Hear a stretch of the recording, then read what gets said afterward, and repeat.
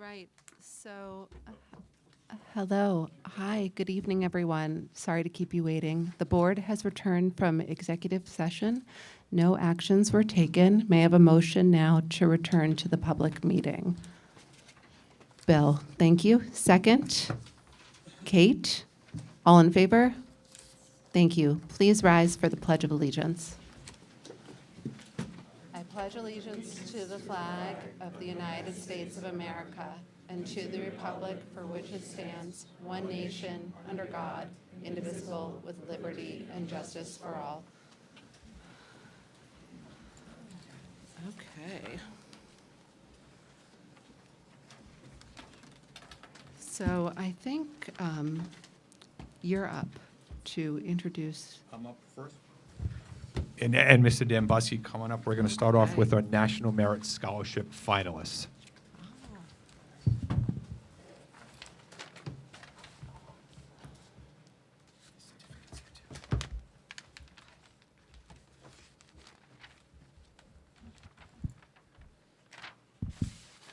Good evening to the Board of Education, families, Superintendent Monastero. It is my great privilege to stand before you tonight to recognize 4 truly impressive young men and women who have achieved a remarkable academic distinction. These students have been named as finalists in the National Merit Scholarship Competition, an honor that places them among the most accomplished high school seniors in the country.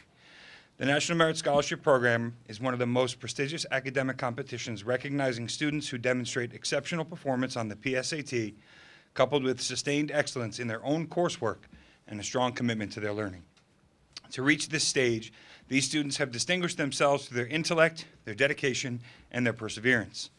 Beyond their impressive academic records, each of these students contributes meaningfully to our school community, whether through their leadership, their service, the arts, athletics, or extracurricular involvement. They truly embody the spirit of excellence we strive to cultivate at the junior-senior high school, and they embody what it means to be role models for their peers.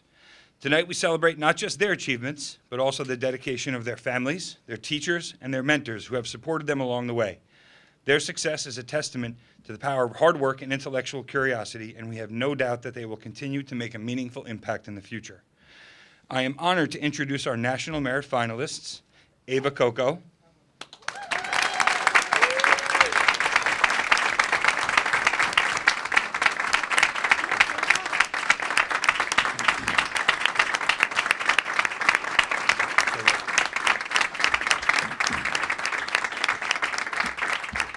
Milan Lustig,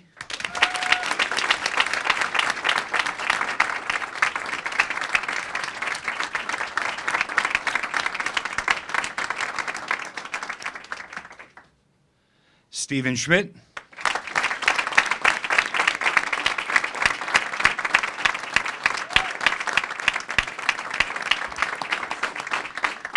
and Aiden Smith.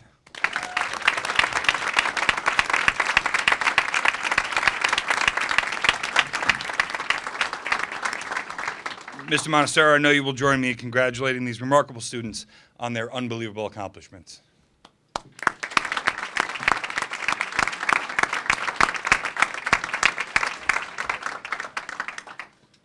This is going to come common in your lives because you're going to do so much when you leave here. You're going to get lots of certificates, so we have more too. But let's do the first round of pictures, and then we can give those to you. Yeah. And Mom and Dad, come on up. Don't be shy. Take your pictures. Yeah, let's this is the idea. Wanna go over here? Yeah, maybe to the backdrop.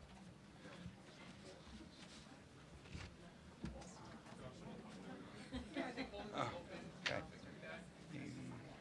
Get close, get your pictures, Mom and Dad. We could probably swing a little away. Maybe a little bit more.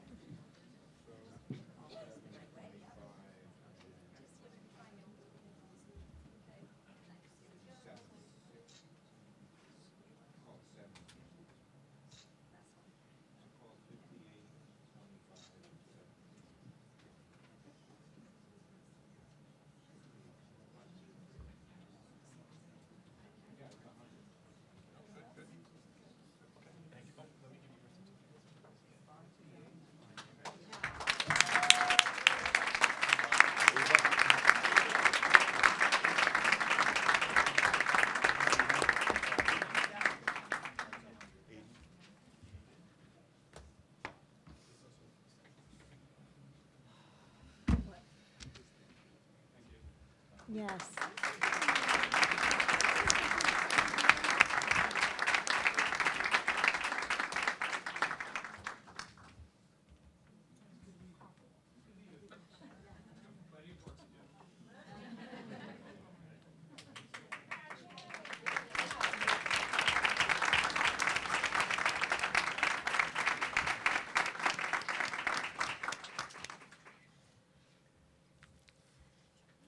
That was so nice. What a nice way to start the meeting. Great group. Each meeting, we hear from students from different buildings about all the wonderful events going on in their locations. Tonight, we are pleased to welcome our representatives from West Side.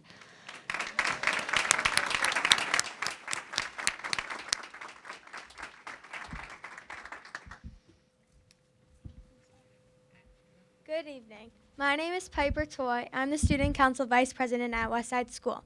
We do apologize, but our Student Council President could not be here tonight. Thank you for allowing our team to provide a school status and summary update report for the second time this school year.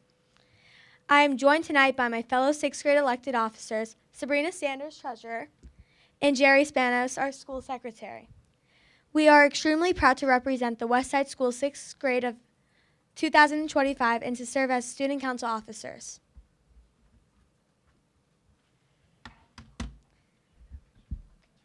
We are grateful.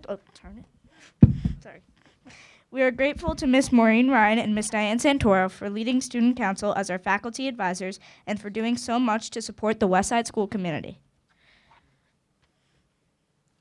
We are proud of our grade 2 through 6 classroom representatives as well as our student body, faculty, and staff. Here you can see a picture of them in action during our famous and very successful Super Bowl collection fundraiser.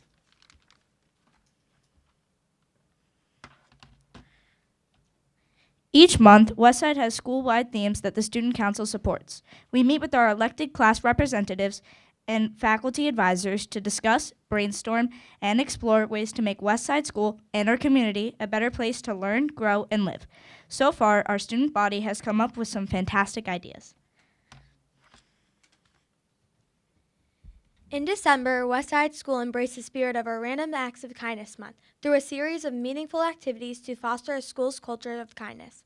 We kicked off the month by watching videos at our school morning assembly that highlighted the importance of being kind, which helped to spark thoughtful debates and encourage students to participate in acts of kindness, big or small. Student Council hosted a fun-filled Spirit Week, culminating in the annual Teacher and Staff Ugly Sweater Festivus Contest. The competition was fierce, but in the end, Miss Bolson and Miss Whitman proudly shared the title of Best Sweater with their hilarious holiday-themed creations. One additional highlight of the month was a special assembly featuring a performance by singer Mark Rust.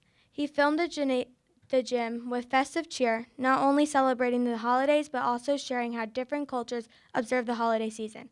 His show got everyone into the holiday spirit, leaving us all with a greater appreciation for the holiday traditions around the world.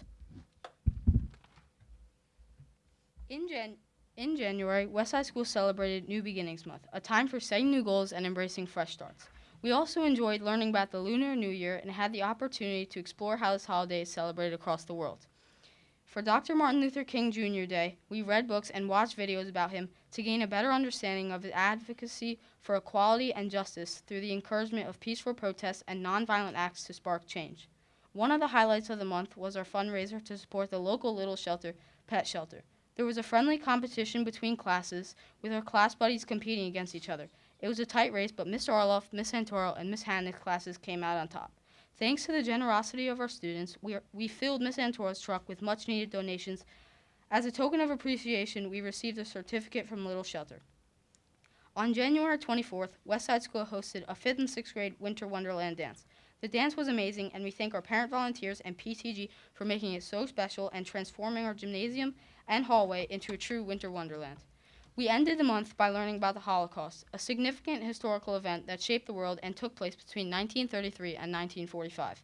It was cool to be able to connect the dots from the time in history when we learned about the Remembrance Bowl and World War II in the beginning of the school year.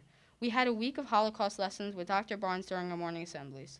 Through our lessons, we gained a deeper understanding of the impact of the Holocaust and why it's so important to promote kindness, tolerance, and respect for all people. In February, Westside School focused on the theme of friendship, highlighting the importance of inclusion and being the friend we would want someone to be if we needed help and support. We had thoughtful discussions about how it only takes one person to start creating a welcoming and supportive environment for all, and that we can always choose kindness. Furthermore, we also observed Black History Month and watched a powerful video about a group of young black students who organized a sit-in at an all-white diner to challenge segregation. On the first day of their peaceful protest, the students ordered hamburgers and Cokes, but the man behind the counter refused to serve them. This act of defiance continued for weeks until eventually a waitress gave in and served them. Their peaceful stand helped spark change, demonstrating the power of nonviolent protests. In keeping with their spirit of giving, Westside also launched their annual Soup or Bowl food drive, collecting an impressive 287 cans of soup, which were donated to the Helping Hands Rescue Mission. Alongside this, we introduced a new fundraiser where student council representatives sold Valentine-themed items during lunch. All proceeds went to the California Dream Center to support those affected by the LA fires. We were inspired by the Boscoff brothers, and it just so happened to be me too, campaigned for donations to help those in need. At Westside, March is National Women's History Month and our school's Showcase and Shine Month. Last week's talent show was a student showcase featuring so many talented Westside students.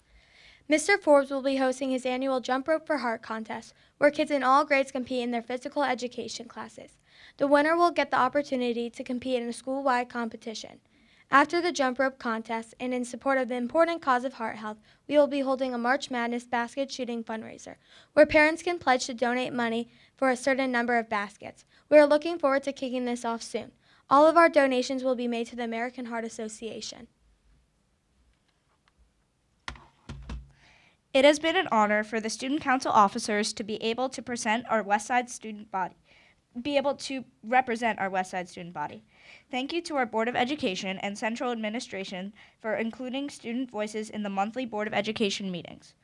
At this time, I ask my fellow student council officers to join me and open the floor to our Board of Education for any questions, comments, or feedback.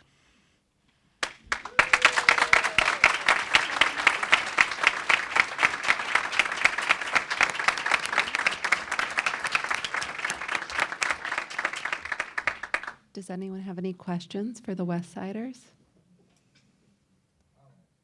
What's your favorite thing about Westside? Probably that we're always looking to help others and look out for our community. It's really nice. We're always looking out for each other, like Sabrina said, and we always participate in a lot of fundraisers, and we always got each other's backs. I also love how everyone at Westside is so welcoming and kind to each other.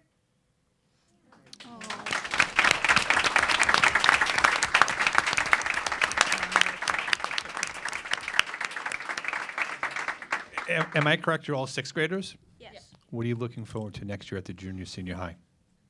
Probably the classes. I'm really excited for the courses, and the music program sounds amazing, and that's one of my favorite things. I love music, so. Very good. I'm really excited for a new opportunity and to learn new things.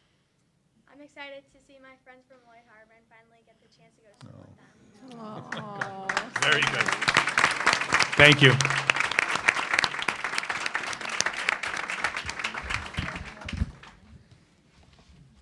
Okay, Thank you thank very you much. so much. I came here tonight so I wouldn't do a cry, picture? and now you're all going to make me cry. Yes. Let's do one quick picture with Ms. Whalehan. Oh, yes. Oh, let's do a picture.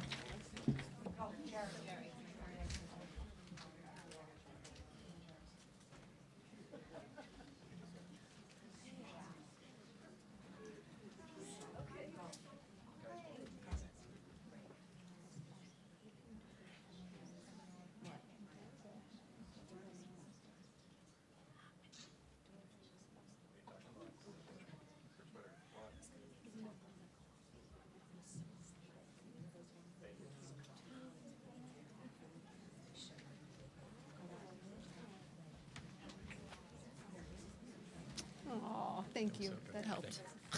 You need it. I need hugs. Okay. Thank you. That was really wonderful. Thank you so much.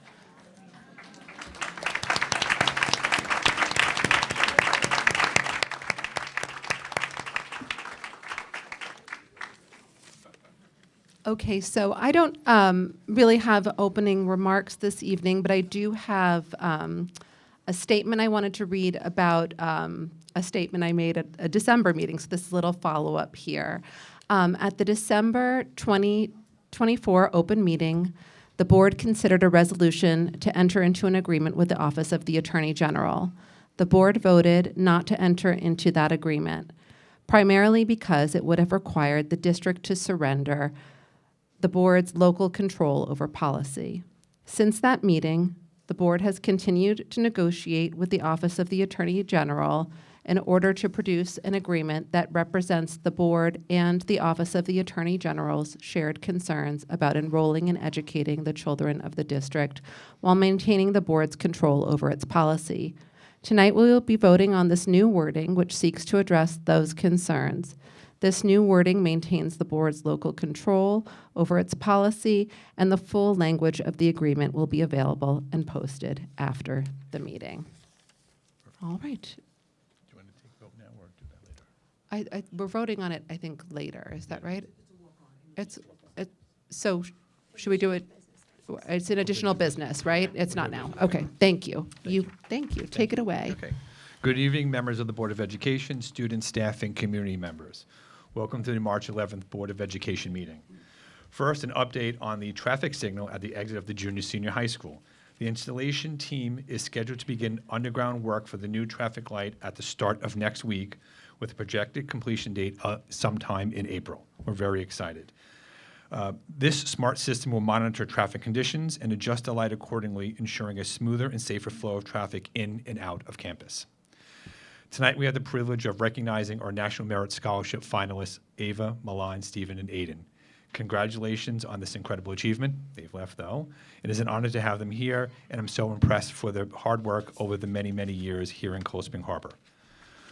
Once again, we enjoyed a fantastic presentation by elementary students showcasing the amazing things happening in the buildings. It is always a treat to have the Student Council join our board meetings and share their experiences. Westside Student Council, thank you for your enthusiasm and dedication. Last week, our students at Goose Hill Primary participated in an enriching field trip to the Cold Spring Harbor Hatchery as part of the Aquatics Habitat Program. Hands-on experiences like these are invaluable in fostering a deeper understanding and appreciation of our natural environment. Lloyd Harbor School has participated in the 92nd Newberry Film Festival for the past 6 years. This year, Lloyd Harbor videos were featured at the Brooklyn Film Festival on February 22nd, where families gathered at the Brooklyn Public Library to celebrate the young filmmakers. Congratulations to our talented students. This Thursday, March 13th, marks our third annual district-wide sports night, a much-anticipated event benefiting Corey's Promise, a charity founded by our own Mr. Phelan, a physical education and health teacher. Corey's Promise provides crucial support to families facing hardships when the children are diagnosed with cancer. As of 6 o'clock today, the 1,000 tickets are sold out. So I'm very proud to share we'll be donating close to, if not over $16,000 to the charity this year.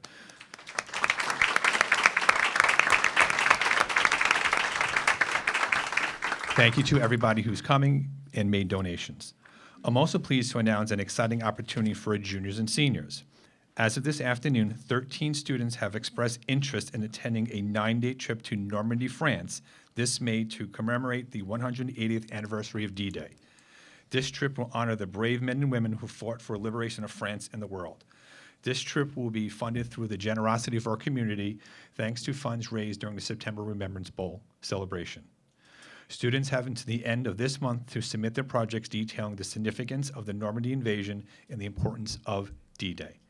This will be a powerful learning experience, and I look forward to seeing their insightful reflections. This Friday, Saturday, and Sunday, I encourage everyone to come out to the PAC to experience the junior high musical, Seussical. It promises to be a fantastic show with performances Friday and Saturday at 7 p.m. and Sunday at 2. Tonight, we're reviewing the budgets for 25-26 school year. It's hard to believe just a month ago we had to end our meeting early because of ice and snow, and today we're enjoying 60-degree temperatures plus. I also want to bring attention to an article in today's Newsday, which listed schools across Long Island that ranked as platinum, gold, silver, and bronze based on AP test scores. Cold Spring Harbor was missing from the list, despite having been ranked platinum the previous year and with the scores improving since that last report. We have reached out to the College Board regarding this error, and we await their response. One last thing, the tickets for the literary luncheon are on sale for the April 3rd event. Congratulations again to all our students. Let's continue to celebrate and support the outstanding achievements of our students, teachers, and community. Thank you. Take care of yourselves. If you can, take care of someone in need. Have a great evening.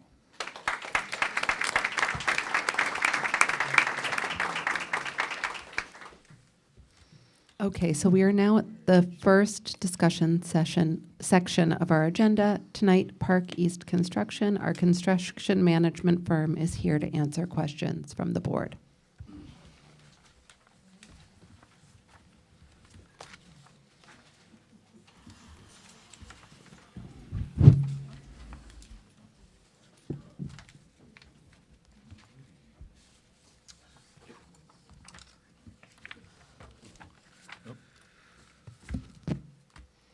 If you can, just introduce yourselves.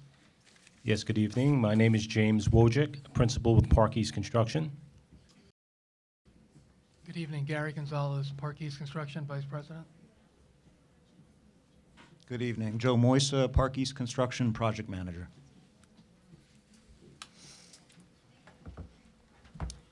Okay, thank you. Who would like to kick us off with questions? I'm happy to. Go ahead. Okay. Yeah. So,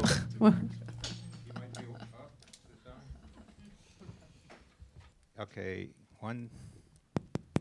Okay. So, thank you for coming tonight. What we're trying to accomplish in the district is to get what everybody's trying to accomplish in every district, get the most value for our money, make sure we're doing it the right way, we have the best practices when we're going to market. I'm pretty confident to say we probably don't. We just paid $1,800 a square foot for bathrooms that don't look $1,800 a square foot at all. We were told. Mark, can you just make sure you're talking into the microphone? Because when you re-listen to meetings, when you turn to the Understood. side, you can't hear what you're asking. Okay.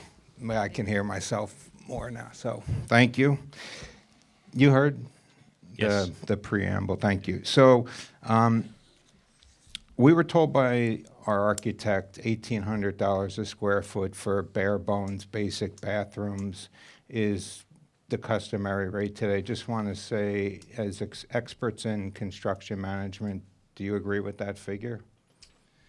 Okay, so the process for public works bidding is up to the New York State Legislature, right? It's all prevailing wage. So what we pay in the private sector, No, I understand that. Right, Is that the it's public triple. school rate? but so every job, every project is very specific. Square foot per square foot numbers sometimes are difficult to utilize if you have asbestos abatement, for example, or demolition or different aspects of the.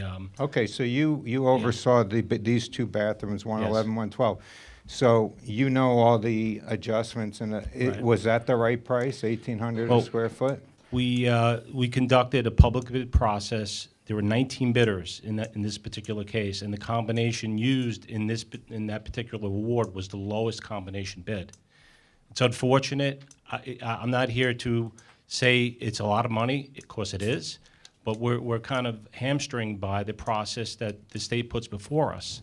And remember, these bids are publicly sealed Right. bids. I mean, you know the process, and there's really not much more that we could do as, we just utilize the laws that are in place So and if manage there- that process. If it's the state rules, you're saying any district that's doing that bathroom is paying 1,800 a square foot. We're just paying what everyone else is It paying. could be more or less, yes. So, like, for example, the light fixture was marked up about 7 times.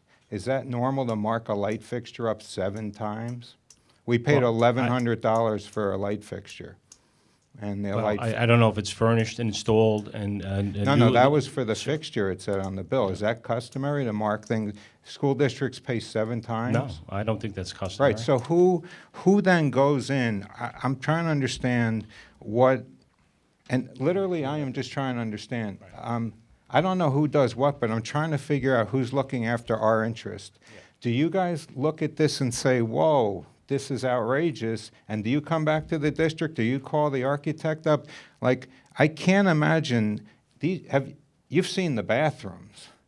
It's basic tile, basic toilet. No, we're not talking radiant heat. We're not talking marble. We're talking basic for 1,800 a square foot. And I can't imagine, even at prevailing wages, we're getting good value. So my goal is not to look backwards. It's to look forward. I want to make sure we're going to market the right way. We're having contracts that are in our best interest. We ask for receipts to try to understand pricing and said, we don't have to provide you receipts. That we were told. Too bad. That's a bad contract, I think, if you can't even ask your trades for receipts. Can I ask a question on that? You mentioned the bidding process. Yes, How many trades were involved in the bathroom? 4 trades. Was the bid for one general contractor, or It- was each trade bid? Each trade was bid. So you had a general contractor, mechanical, electric, plumbing, and the general contractor did the abatement, demolition, painting, tile, that kind of thing. We have the bid results if you'd like to take a look, because I hear what you're saying. I was a taxpayer in this community for many years. I had 3 kids that graduated school here. I have a son. I have vested interest in just like you do, in this community. We've managed $5 billion worth of construction here on Long Island. We're in 40, we managed over 40, maybe 50 school districts. And I hear you loud and clear. There's 2 possibilities to bidding. One is utilizing the sealed bid, public bidding scenario, and the other one is to buy off contract. Buying off a contract is where we hire contractors on time and material. And that's how you produce the work, where, like you say, you get a light fixture, but then they could only mark it up 15%. However, it's time and material, so sometimes you don't control the cost the same way. But many attorneys they like the competitive public bid, sealed bid that you get. So depending on the district, sometimes they'll go with that type of a contract where it's a time and material, markup on material. And you could do that with the smaller projects. We did $30 million worth of work here, probably 18 to 20 different projects. So there's a lot of coordination with that. But I'm not saying we manage those state contracts or county contracts all the time. So we could have that discussion in the future if that's something you're interested in. Christine, were we aware that we could do time and materials as a contract? We've been told that we need to have things bid out for Time and years. materials piggybacking off of other contracts. That's what he's told. Like, so which we have used. So that's piggybacking. It's not just a separate. You're piggybacking off of someone else's contract, is what you're saying? Sorry, now I'm asking you. Okay. Yeah, there's county and state contracts Okay. that you could utilize, yes. Okay. Yeah, I mean, we were billed for labor separate. We were billed for the part and the labor. I mean, we were billed a la carte, weren't we, on this job? I could show you the bid results just so you could see, because I think it's important. If you don't mind, you could hand those out, Gary? Yeah, I'd like to do a walk through that. And the thing is, thank you.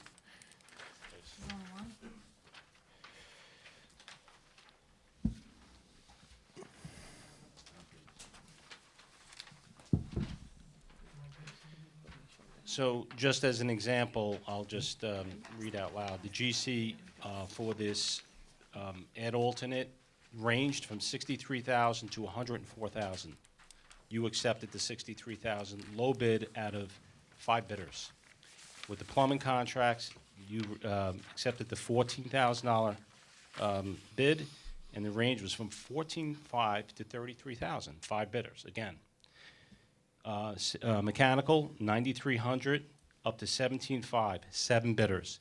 So it's competitive. It's sealed bids. That's how the state mandates. It's prevailing wage, and it's very expensive. But you could see here that the guidelines are followed. If many times we'll go out to bid and you get 1 bidder, we always would recommend tossing those out. In this particular case, you got a pretty good number of bids, and that's why the awards were made. We also had separate budgets that we did for your program, and again, I'm not defending the numbers, but those numbers are, Right, so how do we ask for receipts and they tell us we don't have to give you any and they say tough luck? I mean, is that because it's a customary? lump sum bid. If that's why. So this number. Now, if it was a change order, they would have to give that breakdown. So Mr. Grillo said on the smaller jobs, you know, they'll make it worth their while and they'll bid, you know, they'll charge you more to come. Does that make sense? Say that again? On the smaller jobs, they'll charge more to make it worth their while. Is that what happened here? It's a small job? Although it wasn't, it was the It wasn't. kitchens. Yeah. It was multiple. I mean, the larger project was how much? What was the total of that? All of it combined, Gary? $500,000? I don't know, not even. 262, 30, 25, I don't know, maybe 350. It's just variable. I mean, I'm here doing this 37 years. You could see just in the range of numbers from $63,000 to $104,000 Yeah, is and the range of bids. he said if electricians show up for 2 hours, they get paid for the full day. Is that right? Well, again, they're charging you a lump sum number, so, you know, they're at risk if they spend more or less. If you got a change order and you say, hey, add 2 or 3 outlets here, you're paying for the 2 or 3 hours, not for the day. So these are lump sum, this is what we're paying, and whether they're marking up a light 7 times or not, that's on us to say, this is too much. That's And correct. reject the bid. That's right. Okay, so this is part of That's the correct. education. And then do you advise us to say, that's outrageous, these bids, don't go with it? Because he said on these smaller jobs, we should have in-house people that knock out a project like these bathrooms. You don't have to pay the insurance, you don't have to pay the travel. These are not complicated bathrooms. If we had in-house team and then we had a construction manager that oversaw it, does that solve the problem, or that's not the way to do it? Some districts do a significant amount of in-house work, and then they buy the materials and they utilize their staff. Some of them have carpenters or electricians. Certainly, that's an option, and we could talk about it. But, you know, just strictly on this particular bid, when we see you have 5 bids or 6 bids or 7 bids, and we're accepting the lowest one, you know, we feel it was a competitive process, and it follows the the proper guidelines. And even though it on the surface it looks expensive, I grant you that it is. Are there other ways to do it? Yeah, as I said, you could go with public, the state contracts, county contracts. As I said, there's some districts that are represented by certain law firms that do not. They tend to say stay away from those type of contracts because they prefer this process, competitive bid. And how often, I mean, we just got back on the bathroom, the kitchen, and the, what was the other? We just got back, cafeteria, $100,000 back that was money that, maybe you can explain it. Allowances? But I thought the allowances, so there was 5,000 in the bathrooms for each. Two of the allowances were taken. Are you saying that every allowance was given back and that got to the 100 grand? I don't know. I don't know the detail of that, but many times contracts have allowances built in for change orders, unforeseen conditions. They're utilized, then that's accounted for. If it's not utilized, the district gets the money back. So, Ms. Costa, how often have we gotten money back on, say, the science wing or anything else? This reduction. that you're Forget, seeing- not this one, in the past. I mean, we'd have to look back on how many projects we've done, but this is the bond issue. We haven't done a bond issue in many years before this one, like 10 or 15 years. But we asked questions, we got money back. We didn't ask questions about the science wing, we didn't get a penny back. Like, is this the first time we've gotten money back? You're only seeing on this agenda, item 5, your number 5 change order, is the first closeout of something of the science wing and the steam renovation. This is the first vendor that's being closed out. So this is the first time you'd have an opportunity to see a reduction, a change order reduction. Okay, and what about before the science wing? He said we'd done $30 million worth of construction in the district. Have we ever gotten money back? The bond issue is $34 million. Okay, So that they're only managing from the bond issue forward. Park East only came on when we in approved 2020? in 2019, which was after the vote for the bond issue. Okay, so we've paid Park East like a little over $700,000 since being on board. What exactly do we get? How are we billed? How does that service? So in this particular case, there's two ways that we bill our services. One is a percentage of the cost. In this case, I think it was 2.95% was our fee. So if there's 30 million in construction, 2.95%, that's our fee. And then the architect also gets That's a separate, percentage. yeah. So you get a percentage, the architect gets a Yes. percentage, We do very different things. but you can't tell us about the change order. You don't know. I don't have that information here. No.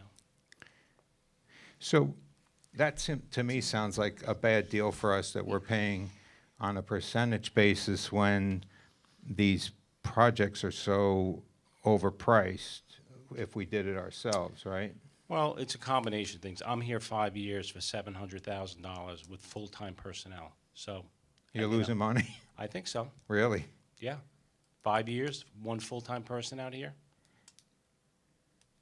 So I think you have things- a okay, you have a person here every day. I'm not. Yeah. I'm Yeah. just No, I know. asking. Yeah. I'm not saying I'm losing money. I don't know.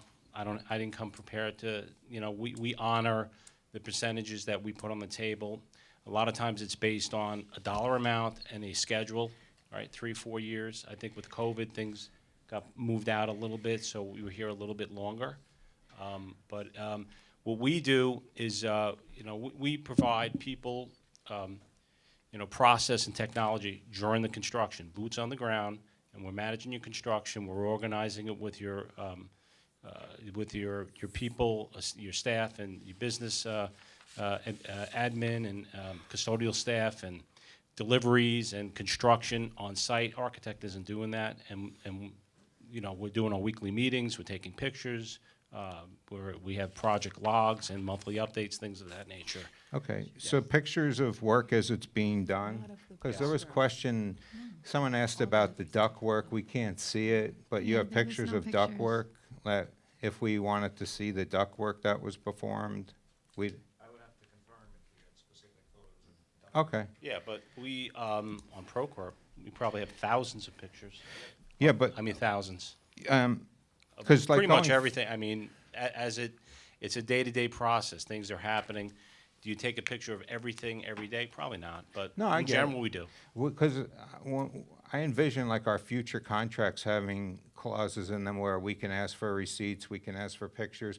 Also like renderings of what these bathrooms are gonna look like. These bathrooms are, for little kids, they are cold as ice. I mean, there's not a fun thing in there. We didn't even, so does Park East do this? Like, we have blue and white tiles in the bathrooms, as aesthetically for Cold Spring Harbor look, but these bathrooms don't even have that. And the answer was, well, they're smaller. I just assume you use less tile, if they're smaller. So, is that you guys coming and saying, where's the blue and red? Or, yeah, that's the architect, right? Okay, We I'm say- just trying to we figure don't out who write the does what. prescription, we just fill it, and that's it. Okay. Yeah, we don't. So you have someone here every day checking to make sure the screw went in the right hole or something? Is that it? Things of that nature, yes. I just remember something that stood out to me. I think it was in December when we had the presentation with Gorillo. There's a fee just to show up to the job site. For us? Yeah. No, well, it's billed as a percentage of construction. So, for example, we started this in 2020, 5 Yeah. years later, whatever that construction cost is. That's not how it was explained to us, but it was explained that somebody gets paid to actually get in their car and drive to the job site. Yeah, I don't. Yeah, mobilization. That was for the trades, I think. Was that for not each for trade, Park though? East. Yeah, they get the paid trades. transit, right? Right, Yeah. but when we're saying, like, who's looking over this in our best interest, like you said, Mark? I mean, isn't Everything that was something- publicly bid, right? There's a process that's followed. So who And would the- have been in charge of saying, is it the board that we should have said, we don't want that type of contract? Is it Christine, or? Yeah, we have to contract can- better, it seems, Can right? I ask a Yeah. question? So, hi, how are you? Hi. Hi. my question is, if we hire you to be our construction managers, can we have a meeting with you where you help us figure out how not to be in this situation in the future? Is that something you do Well- as well, or? We're more than happy to meet with boards, administration. We do it on a regular basis. It depends if you have Because it the looks time like to you do maybe that. agreed that perhaps we should have Absolutely. a better I'm not oversight saying of a that they- contract moving you forward. know. These contracts, I think, predate us, right, Christine? There's no one on this board who was here when the bond, That's correct. so, okay. No, actually, So- these bids were awarded in, these bathrooms were January January of '23. Oh, no, but they weren't approved by the board, right? These bathrooms, this is the work that we said don't move forward with, and then the change order was put through without anyone knowing or signing it, and then when we asked what it was, we were told it was boiler work. That's these bathrooms, right? That change order is part of all the work that Okay. happened, the cafeteria, the Right, kitchens, okay, all but the that's, we bathrooms. didn't approve these, but okay. All right. So, but everything else is from a prior contract. The contracts that we've entered into with them is from, no one, we don't know. We're asking for advice, and if you're a project managers, maybe you'd be good people to advise us. Is that accurate? Okay. Yeah, I mean, it sounds like everything's in the contract you strike. I even heard that the best way to really work with an architect is give them the projects you need to do for the year and maybe bid that out and say, what's your rate to design X, Y, and Z, not paying a percent. Is that done in other districts? Most the districts, in my experience with architecture, it's a percentage on the construction cost.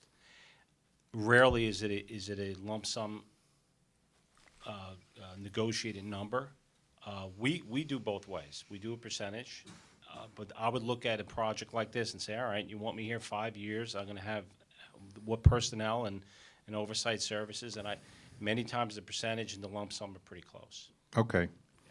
And we should have maybe an internal team to knock out some of the simpler things and maybe have oversight from a company like yours We do it all the time. to do that. That sounds like that's a good idea. What's the way we can get better bids? I think I recall Mr. Grillo saying sometimes bids come in, he's like, no, it's too high, and I'll send it back out. Does that happen? Sure. So Sure. these weren't deemed too high? No, because I think you got, a good bid result here. When you got 5 or 6 bids and, ranging from 262,000 to 334, and you're taking the $262,000 bid with a qualified contractor. We also have budgets that are done at the onset, and we have budgets that are done during the design. And I even think we had budgets for that other change order work or add alternate work, and it was in that range. It's just, all I could say is the prevailing wage rates are just very high. Okay, so I'll And it finish had- on this. You are a resident, or you're an expert in this area. We have certainly, you probably know, a lot of construction people in this town, run big projects, some of them, or, run big companies. We were thinking of maybe having an advisory panel of them advise the board on maybe the best way to do facilities. That's one thing we may pursue. The other thing is, if you were a board member or you were advising the board, how would you tell them to go to market to get bathrooms, kitchens, science wings done as an industry expert? You're advising the board, not Park East, Yeah. Cold Spring Harbor resident. Well, okay, so sometimes there's an economy of scale, right? One option is you do more, and I think John Grillo was saying that maybe the smaller bids, you're paying incrementally higher overhead costs, but as the projects get larger in scale, you're probably paying less. So that is a strategy. So include more in the bid, more bathrooms. Sometimes we'll bid out 20 bathrooms, 30 bathrooms, and you do get that economy of scale. So that's one recommendation. You really have to be geared to do this. Some districts have, 50 employees that, they have carpenters and electricians and painters. If you're not geared to do that, it's hard, to enter into those types of, scenarios. So I would, in those contracts, we would want to talk to your attorney. We know there are some attorneys on Long Island that they like, you competitively bid everything. You don't, they just sway some districts from doing that. And there's a lot of, I think those piggyback contracts are even more bigger problems now. That there's some recent litigation that was happening with those. But Could we you certainly stop could have there an one open. sec? Yeah. We think we piggyback a lot, don't we? So you're saying they're more problematic, the piggybacks? We stopped. Oh, we stopped it? No. I thought we piggyback a lot of contracts. We definitely piggyback off contracts. Well, we were trying to not do that anymore, I thought. What I understand the board said is if originally it was 100,000 or more to do both, you went down to 35,000 or more. It wasn't that you wouldn't piggyback, it's that you had to do both. Right, that we Multiple. wanted to see what We wanna both see what the options. outside- Multiple. both So we needed our options were. architects to write We those weren't bids just and then automatically compare going it to to the other. piggyback and jump in. So you're saying that's not the, We did that with the traffic light. We saw the bid came in higher, and we ultimately went off a piggyback contract, and we saved money doing it that way. we look at both. So why are they problematic versus just, and you're saying maybe just go bid, get 3 quotes for a bathroom, or? Well, I think the contractors that the public work bidders went, I believe there was a litigation, and it's a new litigation, I don't know, it was upstate or in Texas. We'll share some legal, a letter from some of the local attorneys that are kind of explain what this means and what you should and shouldn't do. I haven't seen it yet, but this is recent litigation. So I think what it was, the public bidders sued the public entities for awarding these types of contracts because it doesn't allow for competitive bidding. But it really does, because you have to competitively bid to get those contracts. Again, not to get into the weeds with it, we could share some, we'd be more than happy to share some information once we get a little more background on that. Because I don't want to say piggybacking's good or bad. I don't want to play attorney here. But there's a lot that goes into those discussions that, need to be talked about further. But we certainly, we could talk about ways to get the best bang for the buck. That's what it's all Yeah, about. if we came back to you and said, this is too much, can you bring these bathrooms in cheaper, would you have said yes? Well, I think the only other way to have done that would have been to say, all right, let's go and see if we could do it on time and material and price it that way. We do have a budget that came in a little bit higher than these awards. And I hate to say that, but it's, again, the prevailing wage rates that we use are just, it's very expensive. We can't just hire anybody. You just can't. You have to, you could only utilize the contractors you awarded to, and we could have paid them a change order work and then time and material, or gotten pricing from them to do that. That could have been another option. Or, as we talked about, buying it off a contract. And So if you we look certainly at the could talk about that. hardware in those bathrooms, you're looking at maybe $5,000-6,000, and the bathrooms were over 50,000. So labor insurance is 45 grand there, and is that? Can I see the budget? Because that, I'll just give you an idea of Thank what, you. yeah, what was in. Thank you. What was included in those bathrooms. If I could read this. Maybe you're gonna have to read this. 63. No, just read all the things that were in the bid. So that was an abatement scope. You want me to read the numbers too? All right, so our abatement budget was $12,000. Demolition was $7,000. Masonry was $4,300. Millwork was $54. Doors and hardware were $42. Painting, carpentry was $71. Floor finishes, walls, tiles, $15,000. And you had restroom accessories at $900. Plumbing was $20,000. And then HVAC was at $7,900. and electrical was at 7,900. So the rough hard cost for construction was 98,715 on our budget.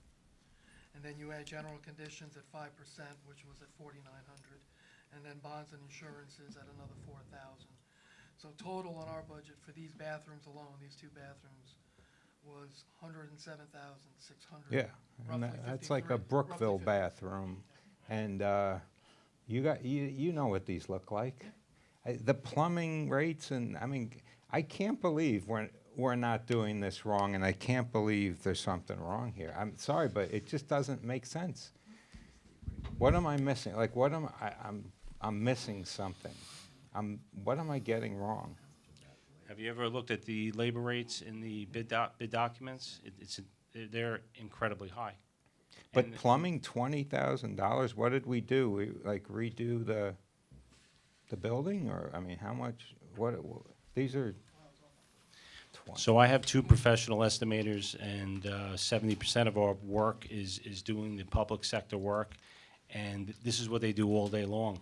That's their takeoffs based on what they saw, and they're just estimating all day, day in and out, and we have a database, and that's what it is. It sounds like we should definitely try to do things in-house, right? I mean, now we're a smaller district, so we don't have the advantage of having a team, maybe. There's the cost of that, right? You need the expertise. You need to be able to buy the material and the pipe, and I'm I sorry, don't could know I if just ask one question? So Sure. just because Mark brought up the 20,000, how much of the 20,000 is labor? Again, that's not what. For profit. Like, what does that 20,000 entail? For the what plumbing, project? when we're talking plumbing? When It's you- 14.5. 14.5. I guess it was the. Our budget was 20,000. Was 20. What was actually What was bid it- out what was in and the awarded was 14,500 with the 5,000 allowance that you're getting back. So essentially it was 9,000. For labor. For both What's ends. included in that? Right. Toilets? Modifying the piping, domestic water piping and sanitary piping for the sink to make it ADA compliant, and then same with the toilet, so the water closet So. for each bathroom. And fixtures. Just two things. Could you just make sure you speak into the microphone so when people play back the video, they hear you guys? I have a question about this spreadsheet here. Are bids awarded on rows or columns? So are they individually, is it location 1, 2, were they awarded individually or the sum total? Because sometimes it appears that maybe not the lowest was selected. For instance, for the third one down, MC is 9,300 is in yellow, but I see $8,000 for Eastern Industries, so it was $1,300 less. So you have to go with, so you have to go with the awarded contract, which was the base bid work. So when you tally the base bid work for, we're looking at MC? MC, yes. 24,500, they were the low bidder. And then when you take the 93 as the alternate, they're still the low bidder out of the whole group. For those two combined? Correct. How do the next two columns then work into the calculus? They weren't awarded. They weren't Those awarded, were so- other alternates, so they were locations 3, 4. Those were not awarded. So this is awarded just on the first two columns? Correct. So the highlighted are the base bid, and then call it the change order or alternate for the two bathrooms. Thank you. We So got- can we talk about allowances for a second? Yeah.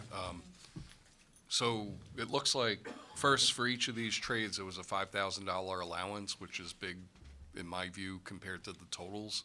But who decides whether the allowance gets used or not?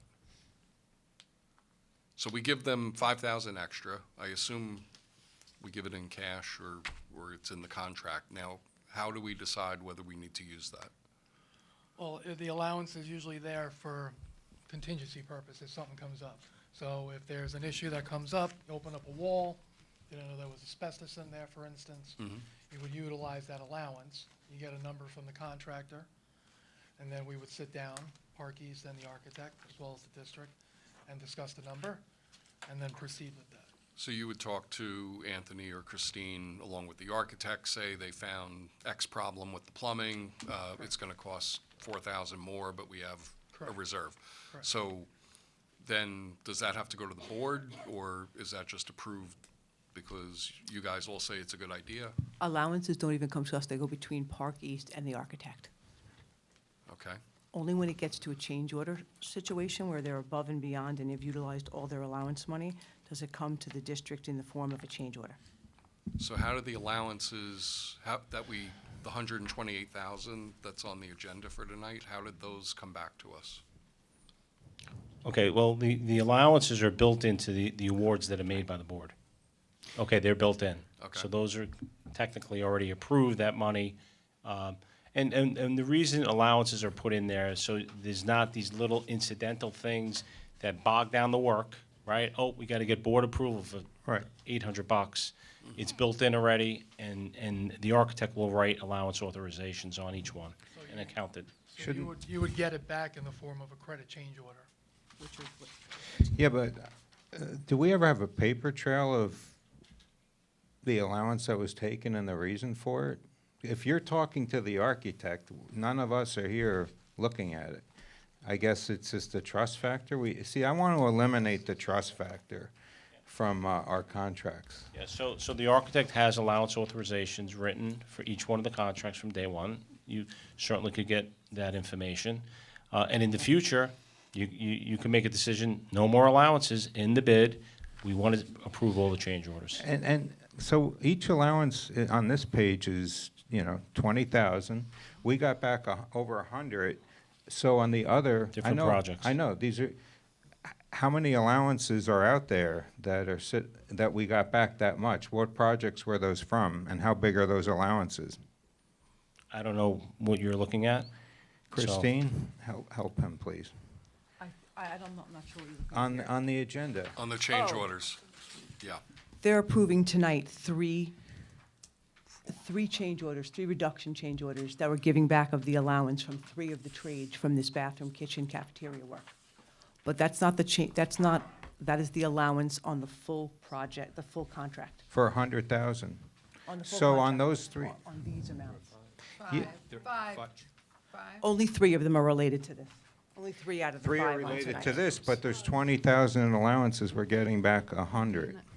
Just tell it I straight. think, and I'm not sure, but I think Park East down on the bottom, I think these allowances that you have here are just for the change orders, yes. That is This just only for for- the change order, not for the the full change order. value of these contracts. So what we did on the bottom is we separated the work Separated location out. change order specifically to break it out separately. Okay. So for It's in each here. contract, I had a $5,000 allowance. All right, so, I'm sorry, again, pretend you're still living here and you're still paying taxes.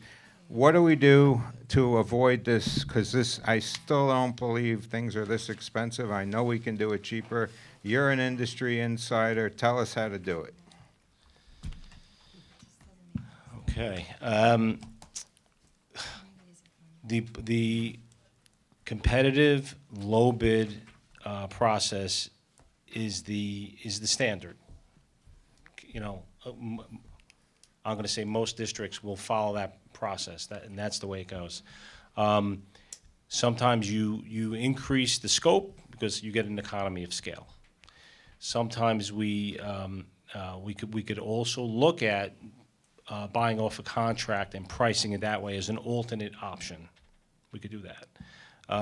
Sometimes the smaller projects, under $1.5 million, you could bid to a GC. But technically then your GC will get mechanical, electric, plumbing, and then they'll mark it up. So breaking it out this way, saves you that overhead.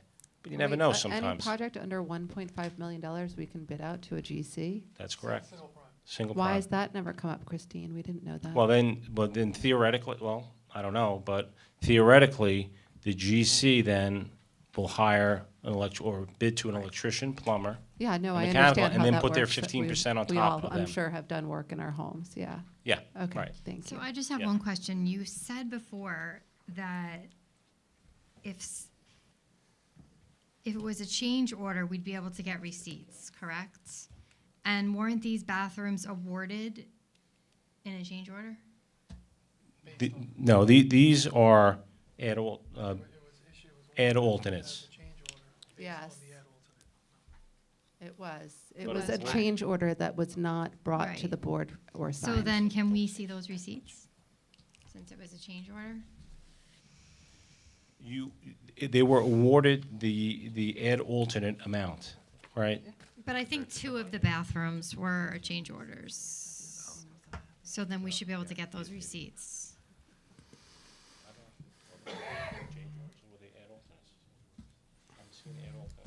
One location was awarded after the fact as a change order. But it went off of these bid results, not, we didn't collect additional proposed change orders. So at the time of award, they awarded base bid. A few months later, they decided to do the ad alternate, and then it was issued as a change order. So you have an option when you award a contract and you have change order work. When it's change order work, you can get a breakdown of the labor and material. But we were not allowed Right. to get that. What I'm hearing, again, is that these were ad alternates that were, at the time of the bid, were broken out and then awarded in those amounts. Maybe not at the same time that the base bids were awarded, but sometimes shortly after, so. So we should Okay. be able to get the receipts. Again, I'm hearing that they were awarded as, they weren't awarded as part of your Sounds like you're base not really bid, sure. but they were awarded as the ad alternates in the amounts that were listed at the time of bid. Well, we kind of know what Ad alternate. the, That's a new thing. I've never heard that term we yet. know what the Ad materials alternate. were. Have you heard that? and we know what the pricing was. It seems like there's massive profit margins in this, right? That's what's going on here. Because when you're just marking things up a lot, it's not, look, we approved it. We accepted that bid. That's on us. We said, okay, we'll pay 7 times the price of the light. That's what I'm trying to Well, we eliminate. didn't actually say that, but Not the Okay, board did. I understand. I'm not saying. All right, yeah. So, Yeah, you can go back and watch the meeting where we said Yeah. these projects were too expensive and we didn't want to move forward we with didn't them. want to do them. yeah, and I guess if we award contracts with huge profits, we got to do a better job, maybe fine tune it, because if they can take it, they will, you're saying, right? Because they're going to bid, and if we go back, so when Mr. Grillo says, hey, these bids are too high, and he sends them back, and then he gets it, he didn't do that this time because these are in the ballpark? Well, I think because he had a bid result and of 5 or 7 competitive sealed bids. Okay. And he accepted the lowest one as, a bona fide low bid. I mean- Qualified low bid. I mean, on the MC, it was 93 we took, and someone came in at 27,000. That's pretty wild that there's such a variance. Yeah. But they weren't bid, that's the thing. 2 of the bathrooms, because they were done as a change order, right? No, these does were that mean- bid. Oh, you're talking about those? Yeah, these were bid. All right, anybody else have, I think I learned at least next steps. We're more than happy to participate in a work session to talk through Thank the you. process. I think that and- would be helpful. Yeah. Thank you 100%. very much. Thank you. Thanks for coming. Thank you. Thank you. We appreciate it. Thank you. Thank you. Okay.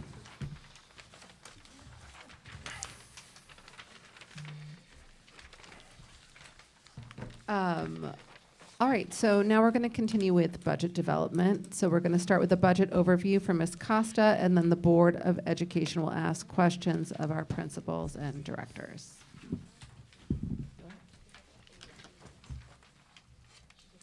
We did like a flipped classroom, remember, where we were going to read it? Is this the thing?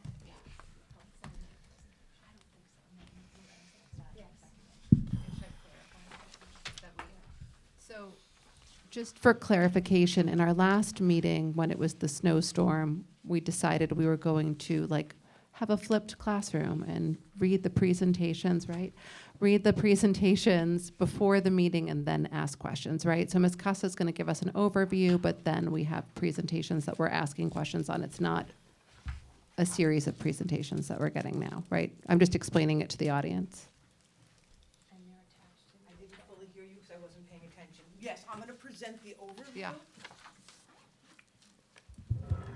I'm going to present the overview, and there'll be a slide in here where we'll see how we're going to ask questions in what order. Okay, so we're going to ask them project by project, right? Or building by building, sorry. Yeah, okay, thank you. Okay. That's why I look at that one. Oh, yeah, it's, right. So all the presentations are in the agenda packet, is that right? Are they in the back of the room for people, or just online? They're attached to the agenda online. Uh, Okay, so attach the agenda online. They are now. They are now. Yeah. Okay, thank you. All right. Sure did. They were there when I went today. Oh, they were. Which one are you picking, Christine? 3/11/25. Second to last. Second to last.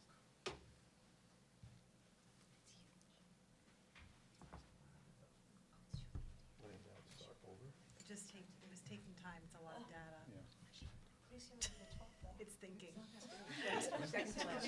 Two texts. I'm gonna ask you if you up to Don't bump into the 12. I don't look at it.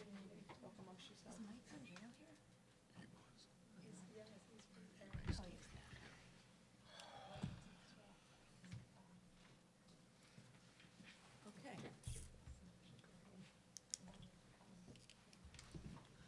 While we're waiting, I have a question locked and loaded. Can we plug in my laptop? I'll bring it up here. You do? I do. That's Alex. I have a question for Mike Bongino.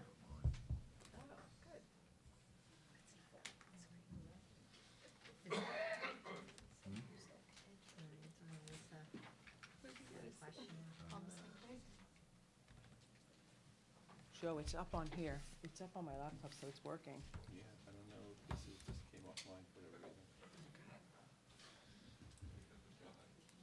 Lisa, if you want to answer your question, Me? yes, I'm just gonna sign out, sign back in. Okay. Wait, can we recognize JT for winning the asset award? Great job, JT. Thanks for always showing up. He certainly is. There's just rebooting. When in doubt, restart. That solves 90% of our problems. Oh, do you want me to ask my question? Sure. Questions related to one of the presentations, so we're going Yeah. to do them in order? We're gonna try and do them in order, so we're Okay, just well, kind we've of got not. time. It's a quick question. Want me to do it, Joe? Type in C Costa. Mhm.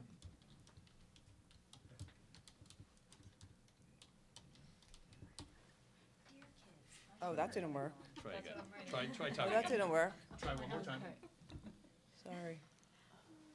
Type your password. I say that every morning when there's a board meeting. Yeah, of course.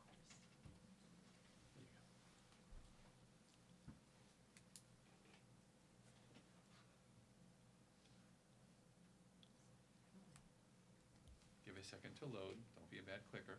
We could talk about the rock, the striations in that rock. Please, It's geology. like a frog sitting. It's a Rorschach test. Yes.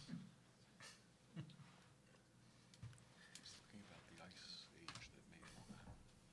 Yesterday, I thought Just want to see if it's going. We gotta go into plumbing. Just wait, hold on, Christine, just one second. Okay. Well, are we starting a plumbing business? I'm in.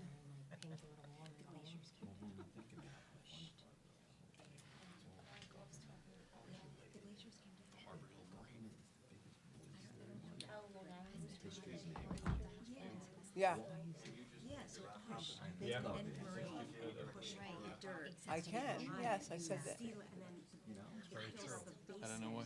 Here, Joe, it's ready on my laptop. of Long Island. Can you get a HDMI cable? Oh, yeah. The sea levels rose. Did you guys say that to each other in geology school? Yeah, so your schist happens. Here, wait, I want to show you this. Right here. I thought this was the funniest thing. It says here. The regular people, right over there? Okay. Potato. We should be right. Okay, Okay. All right, problem. here we are.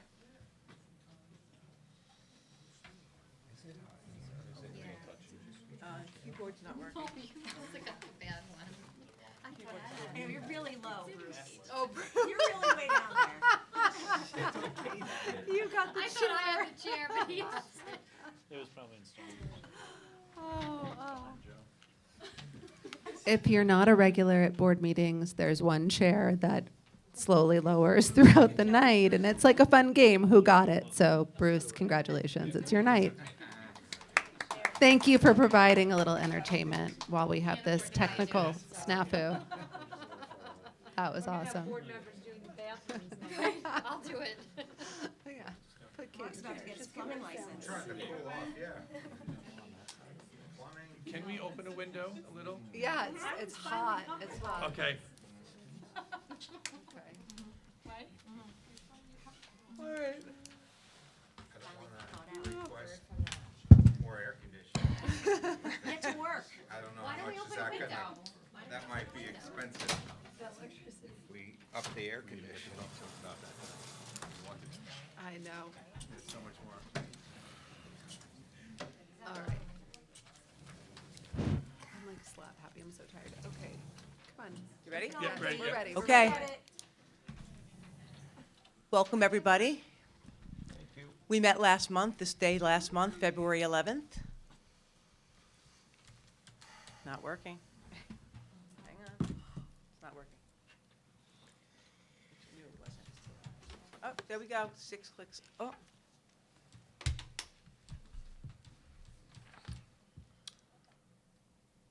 Hang on, sorry, can't get the keyboard to work. Next one. Tell me, I'll click. Just say click and I'll click. Go back to the first slide at the beginning. I have a lot of clicks, Joe, only because I That's- do it as I'm just say click. talking, so I apologize. Want me to go like this with my finger, like kind of like in the air? I can't watch you. Just say All right. click. Welcome, everyone. We met this day last month. Joe, next slide. Again, this is our visual. This is our budget. On the right side is the 3 sources of revenue that we have that support our budget: the tax levy, the state aid, other revenue sources, and they all support our budget. We're going to talk about each of those again tonight. Joe, you can click through. You can click again. First thing we're going to talk about is our tax levy. Last time we met, we unveiled a preliminary maximum allowable tax levy, and we're going to talk about that on the next slide in a little more detail. This is the tax levy calculation. We met last time, and the maximum allowable levy was 2.23%.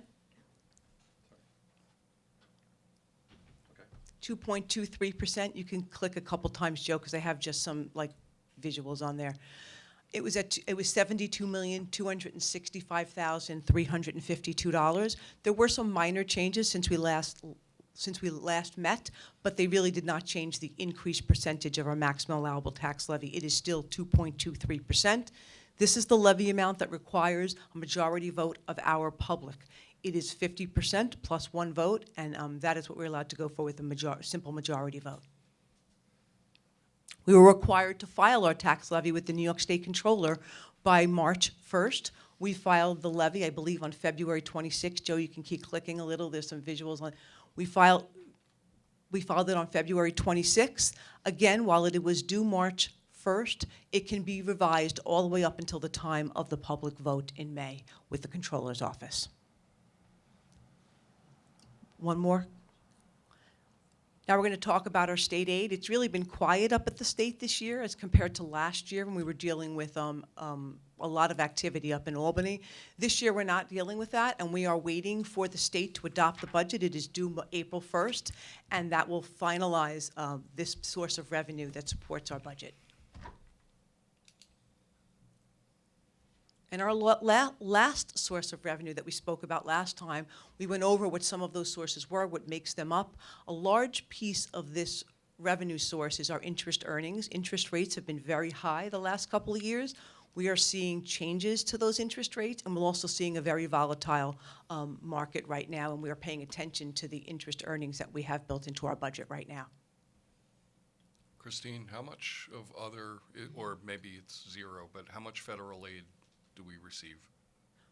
We really receive almost all state aid. The form of federal aid that we receive is in our grant programs, which are not part of the general fund budget. Okay. Okay? So now we're going to talk. just back, now we're going to talk about those revenue sources we touched on, and now the school district budget, which we all think about the budget. This is our spending plan, and this is where we're going to concentrate our efforts on right now. Can I ask a question? And it's something that on bills that how much, and you may not know this, how much of the money that we get from the state is funneled from the feds to the state to us? And you may not know that. That may be an unfair question. I could right tell now. you the categories. Yeah. It's in our IDEA grant money, which is our special education programs. This is our Title I grants, No, and I think like for the, I'll talk tech, like the money we get back for aid on some of the things we purchase through tech, do we know if some of the money that the state gives us, it actually ultimately came from the feds? There may be some sources like E-rate and others that are part of federal programs that come back to us, but it's not a lot, Joe. That's in the special aid fund. Okay? And we're watching that also very closely. Obviously, we're watching our federal fund sources closely because even programs that we run through our federal fund could, if something happens, impact our general fund because they're being supported and accounted for in our federal fund. And if we had to bring some of those costs back in, we're paying attention. So here's our budget. We're going to talk about that tonight. Next slide. So this is where we left our last meeting on February 11th. We left the meeting, Joe, one more click. I'm sorry, back, I'm sorry. That's not true. So we left the meeting at $82,319,000 was our budget. We spoke about how we look at all the aspects of the budget through the budget development season. On the right-hand side, we were going to have 5 budget builders speak at the February meeting. We know it snowed. And then what we decided to do is tonight, all of our 11 budget builders, you see the numbers there, 1 to 11. We're going to ask questions in that order tonight after we get through this overview budget presentation. So we're going to ask in that order, and we'll go through each of those, and that's how we look at all the details of the budget, all the aspects that make up the budget. So since our last budget, we left our last budget talking about what our additional budgetary considerations were for the board's consideration. And here were the details. We talked about them in detail last time. Joe, another click. Since our last meeting, okay.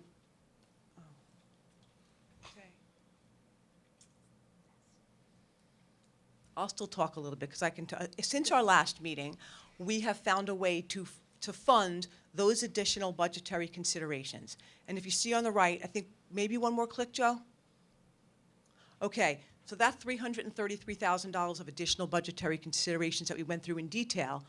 This is the way that the administration would fund those additional budgetary considerations. We would reduce the following contingency budget codes, and we also have updated information from Lloyd Harbor on their library, and they will complete their library renovation furniture this year, so the funds in next year's budget, they have decided they do not need. So these would be what would fund that $333,000. It's an equipment contingency, a contractual contingency code, health insurance contingency, transportation, and security equipment contingency. I'll talk a little bit about what they are. A couple years ago, the board made a decision to actually put a line item in the budget for our equipment contingency. It basically allows us to pivot during the year and address things that we may need or that may come up. This year, some good examples are alertus and some fences and some other things that we may not have built into the budget, but during the year they come up. We will be reducing that equipment contingency code from $150,000 down to $50,000, a reduction of $100,000 in our budget. Similar with our contractual contingency code, we would be reducing it by $25,000, leaving a balance of $50,000. That's if things come up during the year that we may not have planned for, that we have to take action on. Those are codes that are at the administration's discretion on how we run the operations. We'd be reducing that. So those first 2 codes would only have a remaining balance of $50,000 in them. Our health insurance contingency. Health insurance is an interesting code. It's $11 million, about $11.5 million of our budget.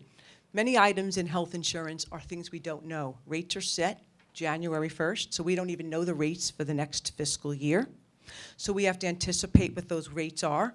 Our anticipated rate increase is 15%. It has increased, I believe, 15.2% 2 years ago, 14.1% the year before, and 2.5% approximately this year. So we do not know what the rate will increase by, but we have to make estimates of that when we build the budget. In addition to that, We have to have contingencies as staff members maybe get married, have children, and increase their coverage levels from individual to family. We have an estimate of 3 people. We'll have that happen during the year. That's an additional cost to the district. And we also have to estimate where our retirees are going to come in with their Medicare reimbursements. Medicare reimbursements we're required to refund them to any person who is on health insurance in retirement. It's the Medicare Part B costs that come out of somebody's Social Security check. It is driven by, it has an IRMA factor of it. It's called the Income-Related Monthly Medicare Adjustment. It's a federal law. And what that is if you make more than a certain amount of money, you pay more for your Part B Medicare than you would if you don't make more. The stock market has been doing very well in the last couple of years. It looks back at a 2-year look back. Not recent, maybe the last couple of days, but remember, this is a 2-year look back. So it's based on your tax returns from 2 years ago. So we have had to estimate what people's earnings might be because it costs the district more money. So taking money from the health contingency is really an area of the budget where we don't really know where things will land, but we're reducing by $50,000. Our transportation contingency. We currently have built into the budget 1 additional big bus and 2 vans. You okay? Yeah, okay. And 2 vans. This would be us reducing the transportation contingency by approximately 1 van. And then our security equipment contingency code, that budget code will have $50,000 remaining in it. We reduced it by $50,000 after we met, and we decided exactly what we need in security for equipment next year, and we spoke about the Lloyd Harbor equipment. So that would be how we would fund the $333,000 in additional budgetary considerations. So here we are today. So these reductions, that's for this year, but some of these new additions are new and they'd be continuing, right? So you'd have the CSE chair that would have to be funded each year, the math coach.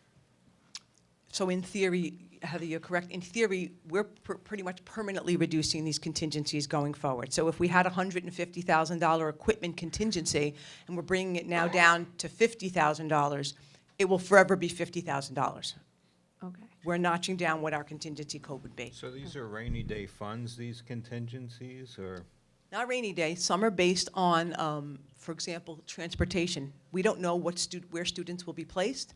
If we need a van to take someone to a special school, special education student, we can't plan for that. So we must have some contingencies in. And for example, in transportation, we have 1 big bus and 2 vans. That is our contingency. So this is us removing one of the vans as a contingency. And then what would happen if we actually needed both vans?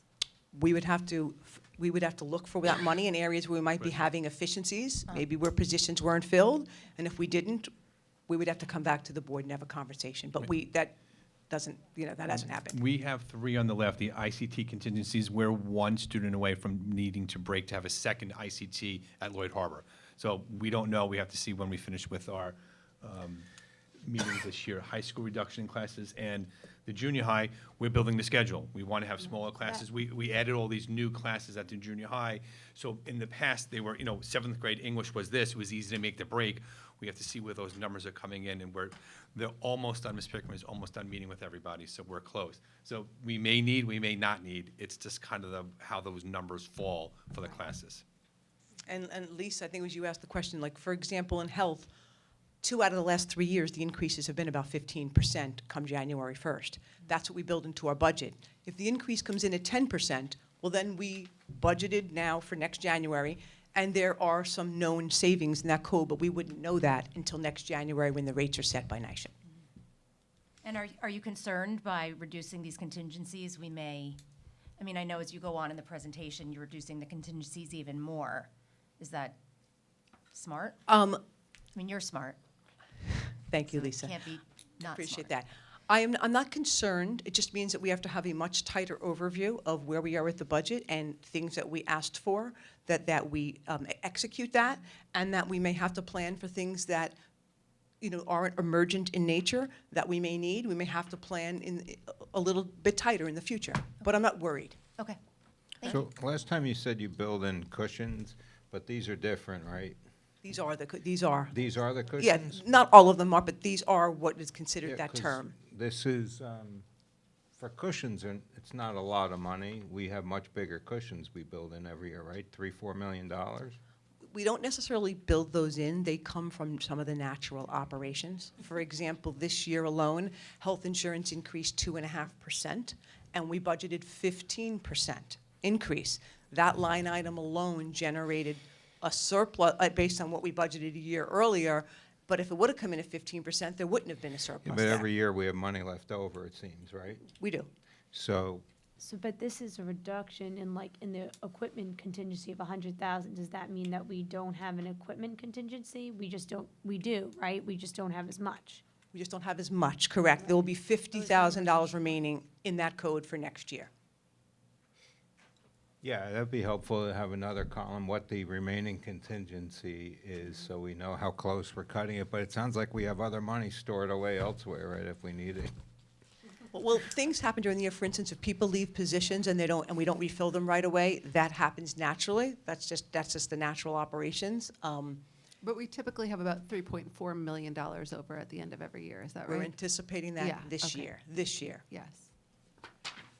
It was like 5 or 6 last year. But if you look at last year's presentation, it said we would be almost like in the hole this year, so we're just wondering. It was based on Hochul's presentation of really. Yeah, I'd actually rewatched the whole meeting, so I know now. Yeah, it was based on Yeah. Hochul's future taking away state aid forever into the future.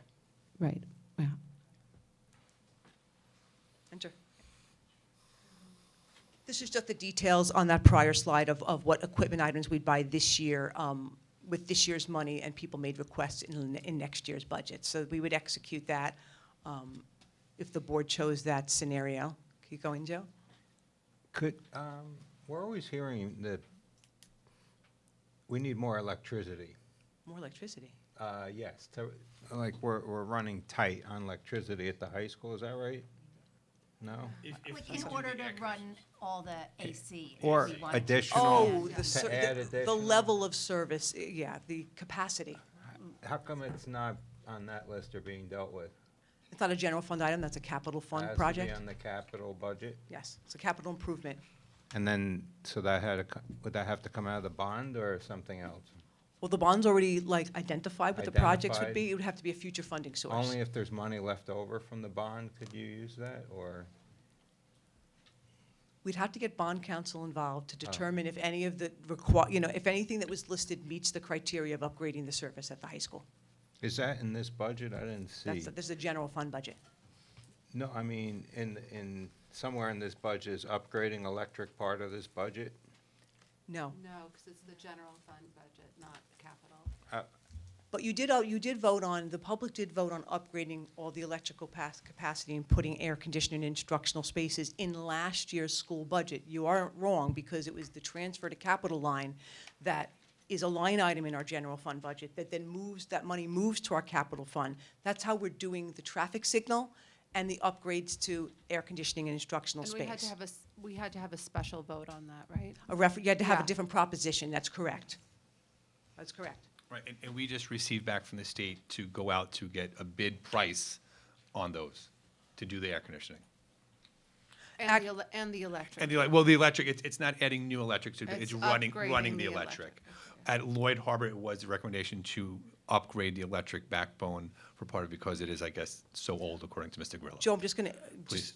update one thing you said. Yep. It wasn't a bid, the state approved the plans, which allows us the authority now to go out to bid. Right. State If I appro- said, yeah. I meant to say Yeah. to go out to bid. If I said it Okay. differently, I apologize. All right, so here we are tonight. So it's the same, you can hit, I think, enter one more time, Joe. It is the same budget as we sat in February, but it includes all the additional budgetary considerations we put on the table for the board to consider at our last meeting, and we funded them through the reductions. Joe, hit enter one more time. One more time. We funded those as based on the prior slide with changes to the following budget line items in our general fund budget. One more time, Joe? And that is, our budget has not changed, but the allocation of our budget has changed. Different line items have changed in our budget. Okay? So now we're going to talk about a balanced budget, putting all the pieces together. Last time we met, the board asked us for different scenarios to put all the pieces of the budget together. So the first scenario we'll speak about is the maximum allowable levy limit of 2.23%. Joe? Okay, so at this slide, this is at our maximum allowable levy. You see on the right-hand side how we would meet that. We would add all additional considerations of $333,000, and we would do it by reducing the contingencies in those following codes. And then the board asked for more scenarios. The next scenario is 1.99%. If you notice in yellow, that is a difference from the 2.23 maximum allowable levy to 1.99. That is a $173,000 difference. Joe, one more. It would be a change to these contingencies in health and transportation.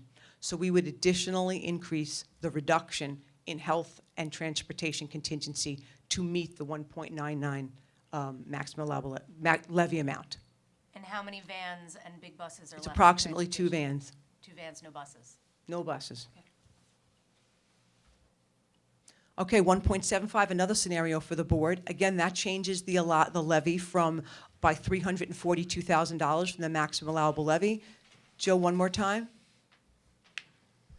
Everything we talked about on the prior slide, plus the administration would recommend that our CSE chair moves to a half-time position, and we would remove the request for a math coach. Why is that chosen? Like, Yeah, why and is that? Out of Where are all everything? the other overages Yeah. that you told us you would find for, I mean, $3.5 million to $5 million, and you were going to reduce someone's position? Well, this is just our recommendation as administration. We can, if the board wants to further Yeah, reduce more items, then they Okay. can. Well, let's talk further. Okay. We'd also asked for, I rewatched the meeting again. I always watch the meetings again. The scenario was, you said the highest amount was whatever it is, 2.2, or you could go to 1, or you could go to 0. And those were the presentations that I said, that would be great. Could we have those? So are we going to get to the 0 one Yep. today? Okay. You're going to get there. thanks. Here's another scenario, 165. Again, that would just, Joe, hit again. That would remove the CSE chair from halftime to no CSE chair. And then we go to the 0. Yeah, but I mean, this is like a threat because it's, okay. I'm over it. And here's the 0 option. It basically reduces the majority of the additional considerations that were part of the $333,000. I think we could do better than this. Yeah. Last year we said no to security. So next steps are that you guys, Now we're saying no to this. you see it, Joe? We adopt the budget at our next meeting. We do the mandatory, we conduct the budget hearing, which is mandatory by law, and then we hold the vote on May 20th, which is for the budget and for the trustees. Who is making the recommendations on Great question. what contingencies to remove and how much? We met as a cabinet, and we discussed those recommendations. Okay.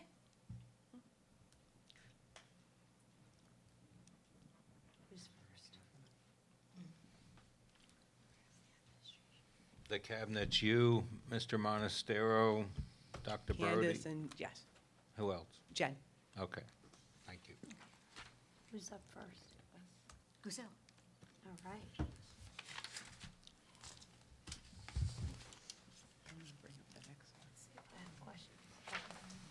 Christine, just again on the different tax scenarios, tax levy scenarios. Yes. I just think we're misleading not just the board, but also the public when we say we're going to have to cut positions to make the budget by changing that. I don't think I'm the only one. I see nodding heads up here. It seems really unreasonable to me that that's the only way to balance this budget. So perhaps we need to have further discussion about that, or maybe the board could make some recommendations about where we should be looking, because I am just not willing to believe, and I'm certainly not a finance expert by any stretch of the imagination, but if we're coming in with these huge overages every year, saying you're going to have to cut a position from the budget when it's really not that significant. What was the total dollar amount difference between the 2.2 and 0% for the whole budget? Do you have that? $1.6 million. Okay. That's what the whole difference is in the revenue from that Yes, difference in the tax yes, increase? Okay. yes. Thank you.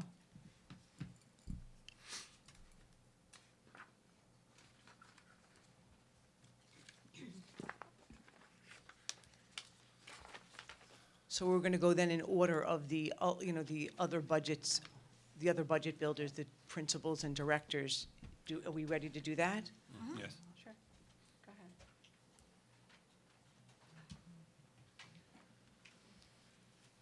So you just want questions? Who's up first? So we'll just, I think that we numbered them in order. So it's the four buildings, then athletics, and then we'll continue with the other ones after that. Are these based on which cap? Does it matter? Like, these requests are based on an assumption of, 2.23, okay, okay? so the maximum? Yeah. Okay, thank you.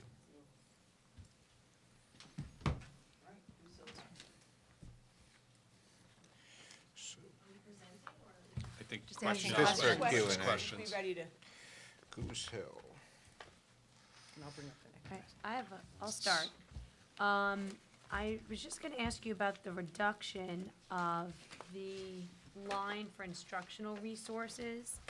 And the description is resources, words their way in Scholastic. Could you go into that a little bit of why there's a reduction there?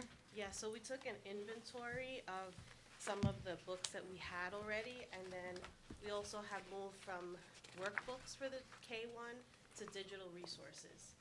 So we're not purchasing full-on textbooks. We're also in the middle of a math pilot, so we're not sure yet how much or which program we're going with for next year. So we put aside some funds, but we're not using the full amount that we've used in previous years. So when we move to the digital resources, are they gonna be used in the school? Are they used at home? Is there gonna be more screen time for the students? It's the because of teacher that? printing out as needed. So instead Okay. of like using a whole textbook for their homework, the teachers just print out from online, so this way they're not purchasing, tens of thousands of dollars of instructional books that we don't need. And what were the textbooks that they were getting up until this point? They were getting some words their way, which we're not using unless it's for like an AIS or a small group. That's more digital now. So we just purchased a license for the teacher instead of all of the booklets, all the books that Words Their Way through Sabas was charging us. And then for NeuroNet, we have to use, it's 0 all the way up to 10. So the teachers haven't been getting all the way up to the last, like 9 or 10. So we just counted out all of the books that we still had in our supply room and made sure that we're not purchasing overage. Okay, thanks.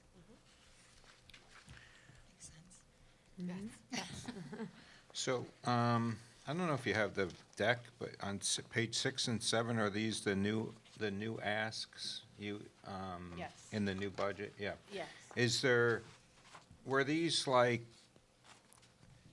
let me ask, not be too, for things not too expensive or aspirational, if you didn't have to worry about money as much, what would you love to have for your school? I mean, we have so much, and we're so grateful for what we have. And we ask the teachers every year, like, what do you need? We do a whole survey, and this year it didn't, they didn't ask for too much, but the biggest ticket item is the library circulation desk. So we had a company come in. There's a picture there. I mean, I would love the library to look like that, but there's a picture there. We've been having different companies come in for quotes, and they're ranging from $12,000 to $6,000 to $16,000. So we're just, we're still shopping around for that. We've been using the Literacy Strategies company has been coming in and working with the teachers to really work on differentiated instruction and small group instruction. So we're working on building the classrooms and their, the environment, the classroom furniture in the classrooms to make sure that the students have an area to work in small groups with the teacher, but also where are they working independently. Like some students, they just need a little area with a carpet, with a smaller chair to work with 3 friends. Some students need a standing desk. Some But students. is that in this, is it? Yeah, right here. Yeah, I'm saying what's not Oh, on yeah. your list that you would wish you could have if you could wave a wand? I mean, I Or is I this? think we have this is everything your- on all right, here, good. yeah. We You have don't have two full to pages. add cost, I'm just saying, if you're I happy. saved you like $1,000 I just want to make this year. sure. Yeah, assistant? Yeah. Assistant principal. She's we saving good? us money. right? She's Yeah. saving us money, Mark. Let it- No, I think he's asking a good question. I want No, us to just be joking. aspirational, and if we can't afford it, we can't Yeah. afford it, but let's, I if there's think something holding you back that could take us. The only thing at Goose Hill right now, I think we would need an extension. We're very, very tight on space. We have every classroom being used, every office. I've turned offices into little mini classrooms. The conference room across the hall has been turned into a classroom. We usually use it for CSE meetings, but if we had just some extra classrooms. Use maybe- your microphone, Kate, because you can't hear you on the recordings. So I have a question about that. I'm glad you brought that up. Mm-hmm. So now that we're trying to keep class sizes lower, I know that takes up room in the building. Mm-hmm. Is it the pre-K that's in the building that's taking? Is that something that you thought think we should? We only have one, we have one class right now, and then I think moving forward, one of the first grade classes is going to be closed because we only have 5 kindergarten classes moving up. But I think we've maximized, like we have a creative learning lab, we have a science room, we have OT, we have physical therapy, we have so many different. We also have what's called the best day model, where our TAs actually work with small groups. They pull them out and they work with them in reading and small group instruction in math. And I gave them a classroom. They never had that before. They were working on a cart, and they have lots of materials. They're also certified teachers, and I felt that we needed 3 additional spaces. So I wouldn't say it's the pre-K. I think I just wanted everyone to have a home. We also have the literacy coaches that we never had come in, and we also gave them a space so they don't feel like they're coming in and where do I put my pocketbook, where do I make a phone call? So I've given everyone a space, and they have their own personal area to work, whether it's with students or just to get their belongings ready, to get ready for what they're going into if they're coaching. So I think we've maximized every space for every staff member. So I think And if you we still just, need room. we still need space. Joe, your office is pretty big. This room we're sitting in I is actually pretty thought big. about that. Yeah. This room is, this is great, but it's always booked. Like, we have to book the room for, if we're having a meeting, because there's auditors in here, or someone's working in here, or there's a meeting. We maximize every space. We have music in the morning, we have art in the Just have one afternoon. pre-K there again. We're going to have 2, the plan is to have 2 pre-K because we're That going goes down. down? Yeah, we're going to move them both because if West Side picks up a classroom, so they would have, that would go in the pre-K, and then we'd have the 2 pre-K here because we're going down 1 class for kindergarten. We're going from 11 to 10 sections here.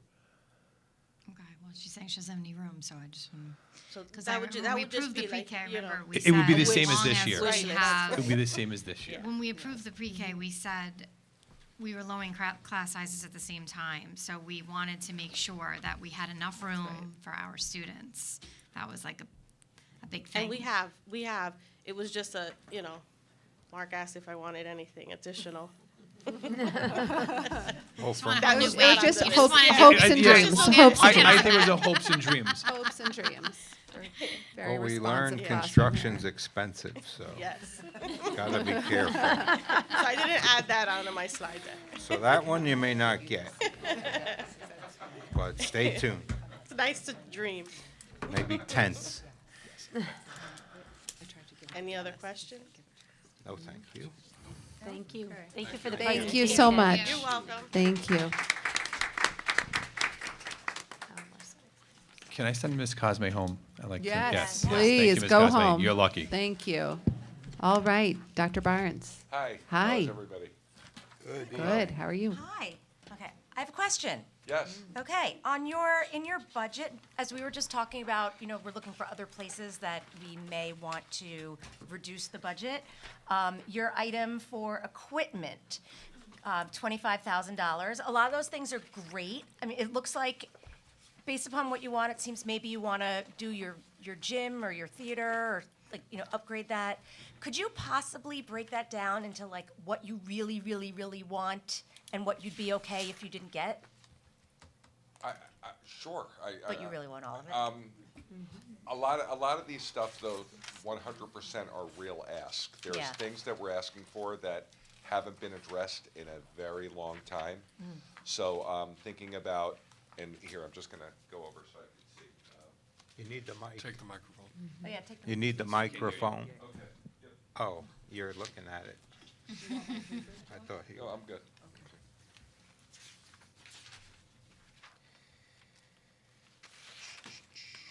John, the mic is wireless if you want to walk over there. Oh, okay. There we go. Okay. The reading glasses struggle is real. Okay. So you want me to break down the orange section on top? Or- The equipment section. Okay, the equipment That first section. big paragraph where you list all these awesome things that you want. First Yep. line. Yep. Top right corner. Okay. So the backdrop for the stage is something that has never been in place. I think that our curtain is so old that it's not even fire resistant anymore. So it was recommended that we definitely need to take a moment and address that at some point or another. Another struggle that we have is when kids are in the gymnasium and we have kids working in the orchestra room, there's a lot of sound issues. So we've been trying to work with Advanced Sound at upgrading the Hilton Gymnasium, and I could go back over here, of upgrading the Hilton Gymnasium, and with that, trying to make it where there's not a bad seat in the house. So when the morning assembly comes, instead of kids struggling to watch Promethean board, which is like basically a 75-inch TV, that we could have a screen similar to the pack that comes down, and then in addition to that, have a projector that if a basketball hits it, it's not going to be bothered. So in a previous district, I had a cafe gymnasium, so thinking about it being a multi-purpose room and really being able to serve multi-purposes. In addition to that, the choral risers is something that has not been addressed. They actually have a very pungent odor to them, and definitely need, an upgrade, because I think it's been a couple decades since that's been done. I was just laughing because every time there's these budget presentations, my husband will say, poor West Side is like the forgotten stepchild. Like, I feel like Mark should ask you that question. Like, what else does West Side, I think, does not get the attention that it needs as far as capital improvements, as far as, really, it's a problem, I think. So tell us. I mean, a smelly bleacher or whatever, that's unacceptable. So these aren't right? wish list items. These are No, real I need think, items. I think it's a great question, and I really appreciate the opportunity to, answer candidly. I think that a couple things that I'd love to see us have in school, one is, what would happen if a kid who was injured and they needed to get down to the music room? So maybe in the future, thinking about some ADA compliance things and making sure that we have, I think that would be something from a capital improvement standpoint would be great. I think in the past, students that had mobility issues were told, well, we have 2 elementary schools in the district. One of them would be able to accommodate, and one can't based on the how old the building is. West Side has 13 different levels. You can't walk in the building from the front where the drop-off is and get to a classroom. You have to take stairs. I think I asked that question during walkthrough if it was ADA compliant. Because I'm not really there, so I'm not terribly familiar with it, unfortunately. And not to Miss Freiberg, who's now Miss Emmons, and I could show you text messages from my first year where we have been dreaming big about the library and thinking about our library being in the oldest part of the building, in the original schoolhouse, that fireplace, the wood floors. But how do we give that a modern spin to it and make it a real library media center compared to like the 1975 library? And while we work to modernize and integrate and be innovative, thinking about the opportunity that space in the library, if you look at it, on the end, it's a wonderful, actually, stage and a platform. If you think about doing celebrations of student work, or you think about students having the opportunity to share their writing, or read aloud to the younger peers and what have you. So I feel like the library is something that we have been talking about for a few years.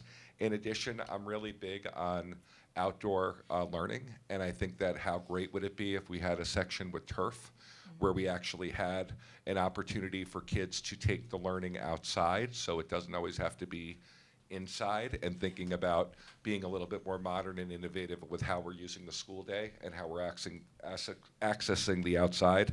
Also, I asked, so I'm going to say it, while it might not be a capital improvement, I would love to have access when we think about like mind, body, spirit.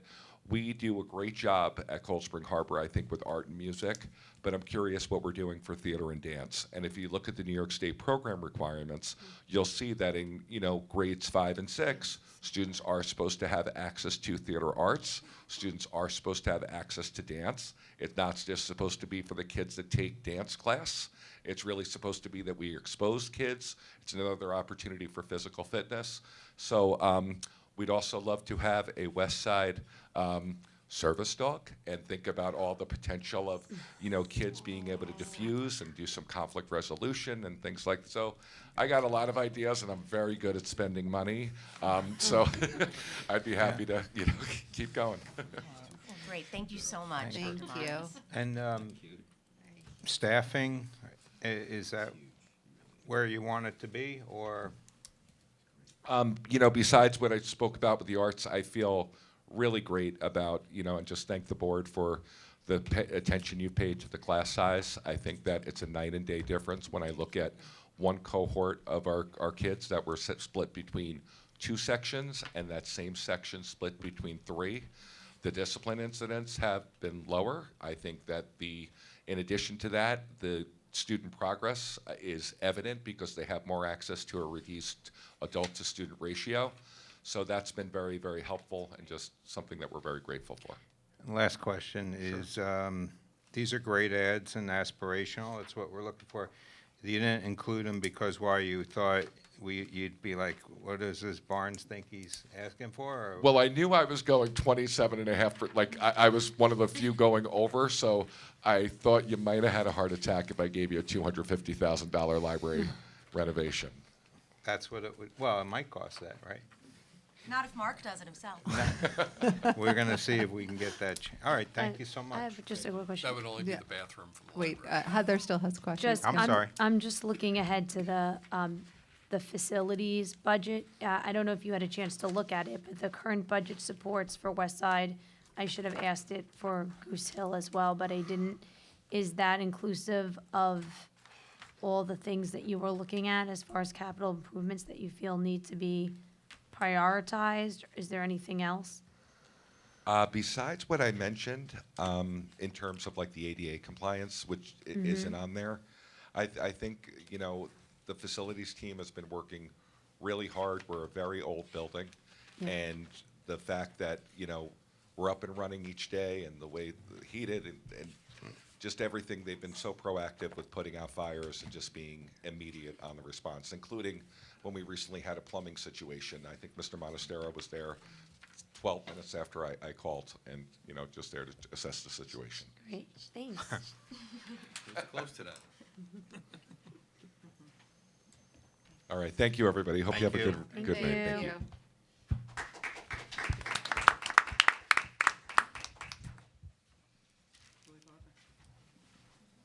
Floyd Harbor. Hi there. How is everyone? Hi. Hello. Happy Tuesday. Questions?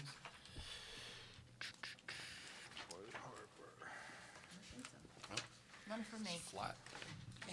I do want to give credit where credit is due. I was out during budget season, so Mrs. Massimo filled in graciously and kept her vision moving forward. I know you may have a question about the library that was mentioned earlier, but otherwise I think she's done a great job over the years of really tracking and making adjustments where needed. If you have questions, I'm happy to answer.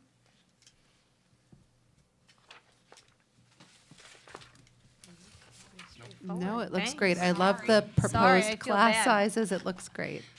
Okay, Thank you.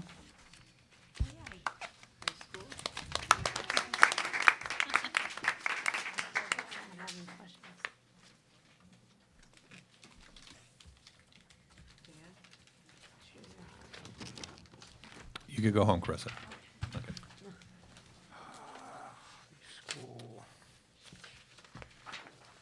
All right, can I start? Just talk to the mic.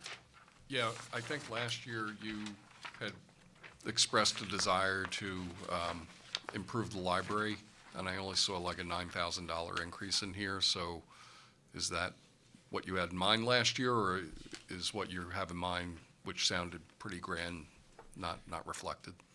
So we decided that with the library approach, we really started some of that last year. We were able to move forward with some of the equipment purchase from last year's money, which if you've seen the library lately, that actually we ordered it in I think April and it just came in like November.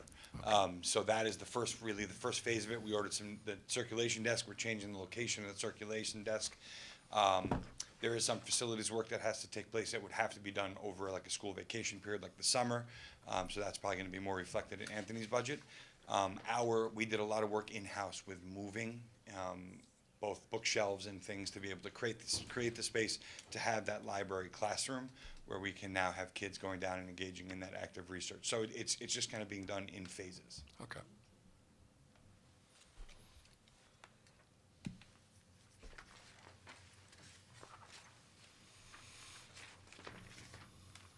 Same question, are there things that you didn't include you would love to have? Always, but, right, you know, there's also a fiduciary responsibility to the community. So, I mean, I've seen some pretty exciting innovations going on. I toured a school recently that had an electronic vehicle lab. I think about our robotics students and how excited the robotics program gets. An electronic vehicle lab basically combines the best of old school technology classrooms and modern day technology, because it is everything from the actual physical building of the vehicle down to the electrical wiring and the programming of the batteries and the charging systems. It is a pretty impressive feat, albeit a rather expensive one to undertake. Was that a Long Island school? It is, yeah.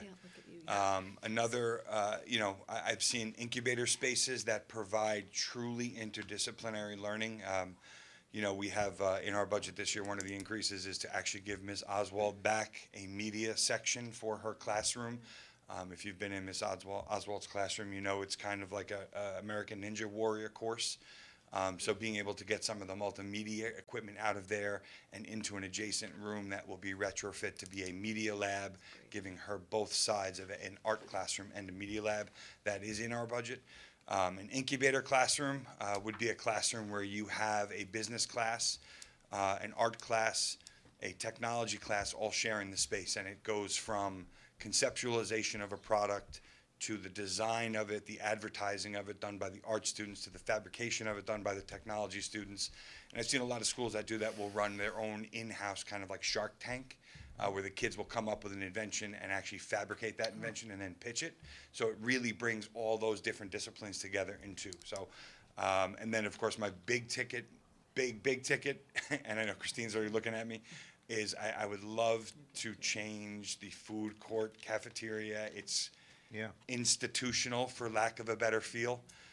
So to be able to bring that up to more of what a college food court would feel like for our students, and really kind of maximize that space as opposed to having that assembly line walking through in single file with your tray.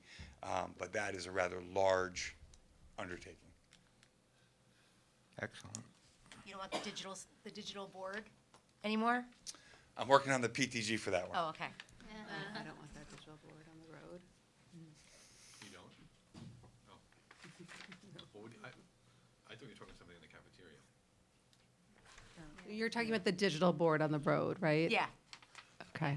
You know, I have I love you. I love everything you say, but I hate the digital board on the road so much. I'm not talking about on the road. Okay, okay, okay. As long as it's not on the road. It's I'm just talk- so peaceful on the I'm- road. I'm talking about as you leave, instead of having a piece of wood with plexiglass over it that Yeah. we put posters up in. Yeah. Having a one. So like, but it would be like not on the road, It would be as you're driving down the driveway to leave the property, facing our property.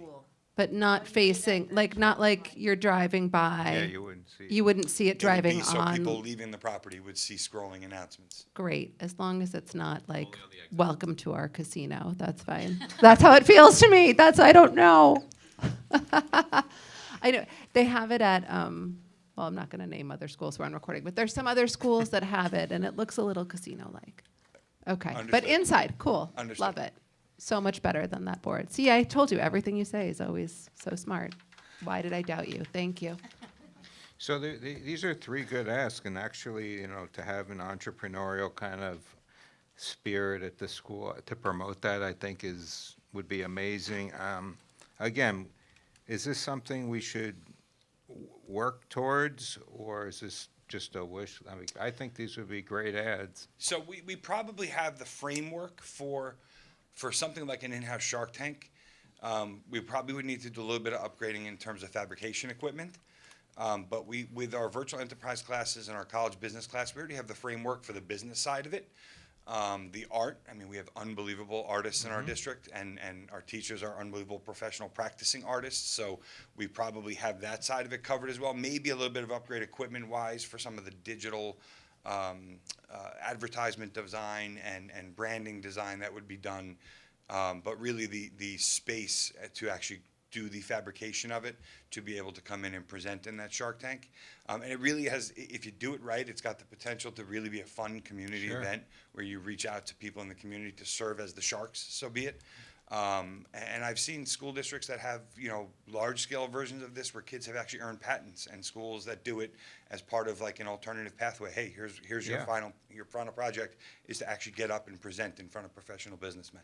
Yeah, absolutely. That'll be DECA. Well, let's keep working great. towards that. Sounds Hopefully. great. Thank If you. everyone, if others agree. Mike, athletics? Does Dan get to go home too? Dan, you have to stay. No, I'm not kidding. You. What about Michelle? Yes, that's Michelle and Caitlin too. You guys could go. Athletics. All right, So- I'll ask my, oh, sorry, go ahead. No, you go ahead. All right, I'll ask my question. This question. No, this is an easy one. I just wanted the wish list question, because so- that's gonna be my well, best She was answer. trying to ask this when the presentation didn't Yeah, work. because I thought this would be an easy one. Sure. So last year, you asked for $51,000 more for awards, championships, and videotaping. How did that cost go down? We're still waiting, we're still getting awards, we're still going to championships. Is it the videotaping? Was that like a one-time deal? Yeah, so basically with the NFHS cameras that we've installed, along with using Varsity Media for our varsity sports, was able to condense that cost because the cameras have been installed now, and that is beneficial to all of our teams. That's great, thank you. I had a sort of question on coach salaries and official salaries. So just as a percentage, they seem to be a lot higher. Are we adding more people, or is it just it costs more to get people? So that has always been a question that comes up all the time. So part of that is through the HTA contract. The other component to their salaries is when you retain coaches, their longevity and their years of service. The other component has to do with postseason play. When I know I'm projecting, I'm not projecting, I know we're a Class B school. Let me give a perfect example. Our last regular season basketball game was February 11th. We didn't play the county finals till March 7th. If we continue on, hopefully tomorrow, and we go further, we could be playing on March 21st. Every day is a rate of pay for both coaches. And when we have teams that are so successful, that is part of the process of what we have to plan for. We also did add flag football. There are many times, just so you know, when we go through the sports with the coaching salaries, if we had one team in the junior high level this year, I will only put forward one team to start for the following year, based upon numbers and based upon, that's why we have 30 days with Family ID. I communicate to district office, or positive, not really, sorry, is we have 46 kids came out and I need to add a third team or a second team. And that's where that contingency money comes from. This year's seventh grade, right? Everyone played like every sport, Pretty every much. season. Right, no, I think tennis too. I mean, it's, right, there was multiple teams and multiple kids and, right, it's great. The data It's so exciting. that I can Yeah. always break down so the entire community can see. Yeah. But I did it actually, there was another meeting we had, and I was just playing with all the numbers. It is 81% of the student population competes or participates Amazing. in a sport at some point from 7th through 12th grade. That's great. Obviously, it's different in different seasons based upon size of rosters, but that is true. Thank you. And some of them in junior high participate in like 6 sports a year. That's true, too. It's great. Thank you. Every year, 81%, or is it one time? So since for 13, I have all the data from the 13 years. This is my 13th year. We have gone from 73% to about 82%, Of a class every year? fluctuating based upon Okay, different years. great. Great. A question. I noticed that there was some equipment in the new gym and in the field house I don't know if it was being currently used or being stored there. Do we need more storage space for those gymnasiums? What could we do? I would love storage. It's been something that has been discussed a lot. I am doing some research to get some quotes and ideas for storage that might look a little bit more easier on the eye than the gray containers. But yes, when we did some of the projects and the back room, which we gave back to music, this is a little history really quickly. The dungeon, when the fitness center, which I call the dungeon, which was the old fitness center, is now like where I store a lot of equipment, big ticket items. I mean, it's up and downstairs. So I store a lot in the back of the new gym. So like, for example, tomorrow, all those boxes, if anyone's been in the new gym, they'll be gone because I'm distributing lacrosse equipment and baseball equipment tomorrow for the spring season. Then I clear it out. But to bring it up and down and up and down, but if I had something right outside in the back, that would be ideal. To be perfectly honest with you, yes. And that would clear out all the gym space, so it would be. We've always had, the beauty of our gyms when they were constructed, I mean, obviously I wasn't here for the new gym. Our space around the outsides is like from a state safety concern, and I know that we've had this conversation, we have more space than almost every school around. But that's why we have to use those areas. And everything is housed in the junior, senior high school. So there's a lot of equipment that we have that we just don't have other locations to put them. That's why we try to keep everything on the outskirts of the gym. Oh, it might be cost neutral. I mean, we leave equipment out in the elements and it's getting worn down. Like those new tennis screens are already deteriorating after a year because they were left out instead of taken down and stored. I assume they weren't taken down because of storage, lack of storage, or? Yeah, to put those tennis screens that were purchased last spring, to put them up was a tremendous project. And they stayed up, and we have extremely high winds up here. Yeah. I got the idea for those windscreens passing Syosset High School, and they took theirs down. So I do agree, seasonally, they should come down. They are, but to put them up and to take them down each season, no different than the batting cage with the netting. It's a monumental project. Not saying it can't be done. Can but the it's- kids help as kind of service? They can do service? No. No? Well, wouldn't be safe. that would be a question that could, but I don't know how we would feel about that. I wouldn't want them standing on ladders. No, not No. that part. But they could roll them up. Yeah, because to leave them out, they're getting ruined and they're Kate's not gonna cheap. do I it. mean, Give her a sandwich. No, they were not, and We- they were fully customized, and they were the top of the line. Are they under warranty? So that I've been in communication, and I contacted Pioneer, the company today, Yeah. and we do enough business with them. I believe I'm going to be able to finagle a replacement, Good. even though Thank they're you. not really under warranty. We're on But tape. I think I'll be You're able on to. You're on tape, recording. blah, blah, blah, yeah.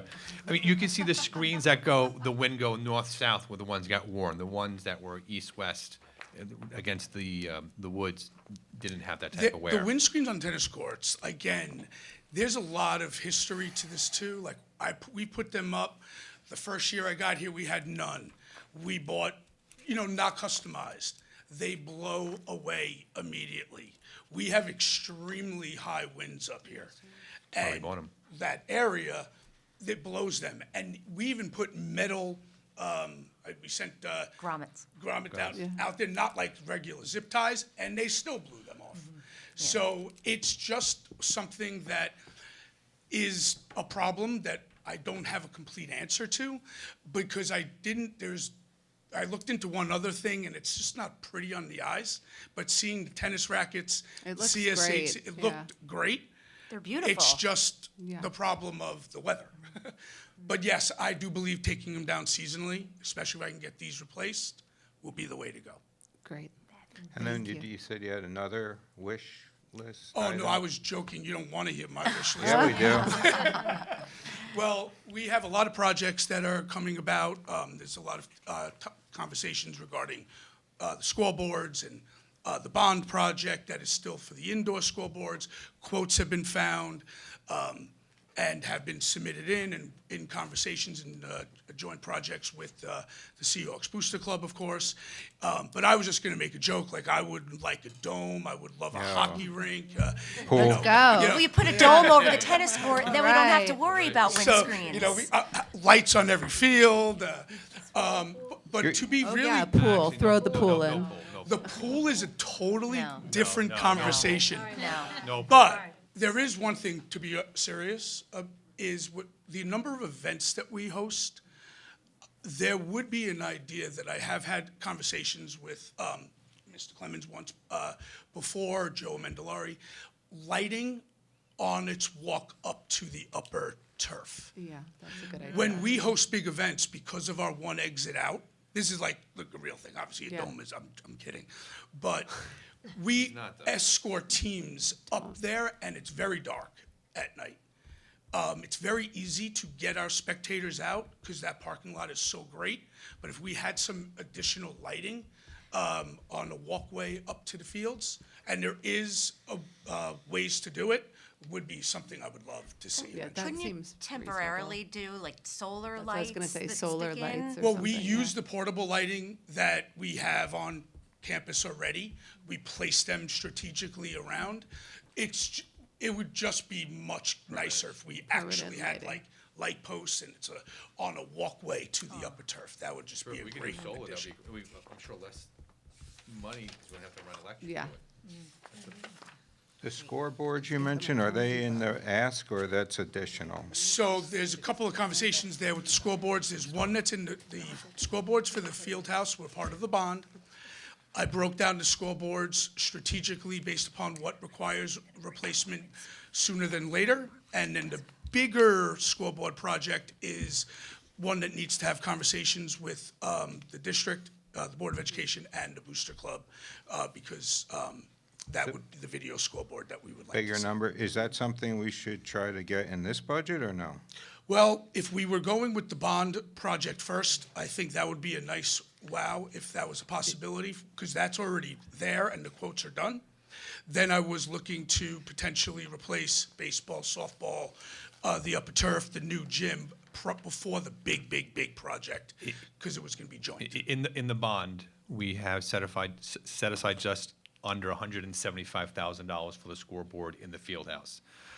Joe sent me something yesterday, and Mike and I were talking about it. The current scoreboard in the junior high school field house is older than I've been here, so it's 30 years, if not older, and they don't make parts for it. So one of the ways we're looking, and Joe is actually looking to get quotes on this to replace the guts, because it just has that classic look. It is like nothing else. It is, I would hate to see that go. It just looks great. But then put a video scoreboard on the back wall. We would be able to double use it not only for events, athletic events, but also for graduation. We would have to rent those boards, would be there. Even an event like Thursday night, sorry. Absolutely, like for Thursday night. And we were guesstimating around $200,000 total. Joe was going to get like closer pricing for that from Datronics. Will it get too hot in the field house with running all those electronics? I don't think they generate much. No, I think okay. they're all LEDs, so it's nothing really. No, we have the field house is a very unique space that most middle school has, high school. So Yeah. the four-sided Yeah, it probably scoreboard would just really need to be replaced exactly the same, just a new one, because the lights would just need to, the bulbs.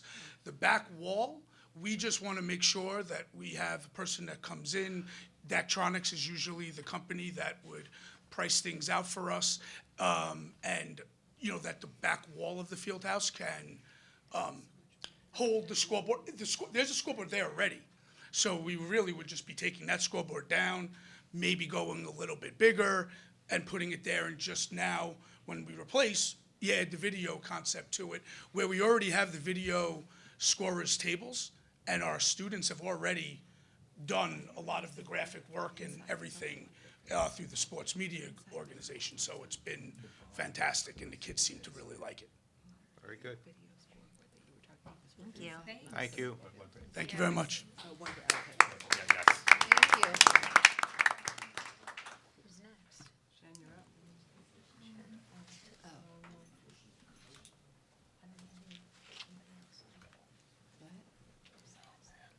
Curriculum and instruction?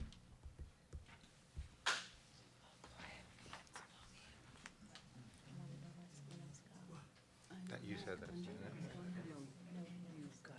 Oh, email. Go ahead. We're ready. Anyone have questions for Jen? Do you want to let Mike go? Mike knows he could go. Mike likes to stay. Okay. Okay. Bye, Mike. Thank you, Mike. Does anyone have a question for Jen? You can have it.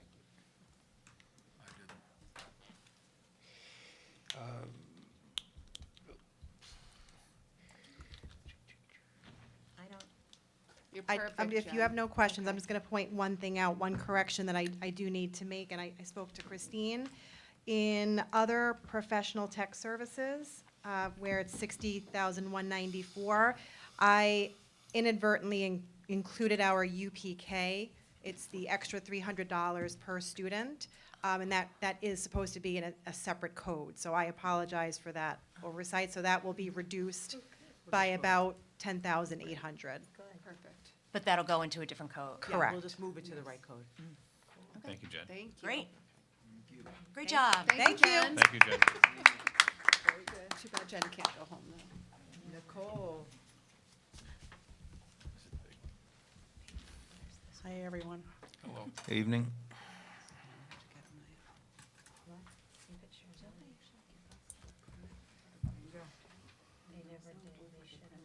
Nicole, do you want to be here? Do you want to be here? Or you want to be on your number slide? I think it just depends on the questions, but I stay on that slide for Stay now. here, okay.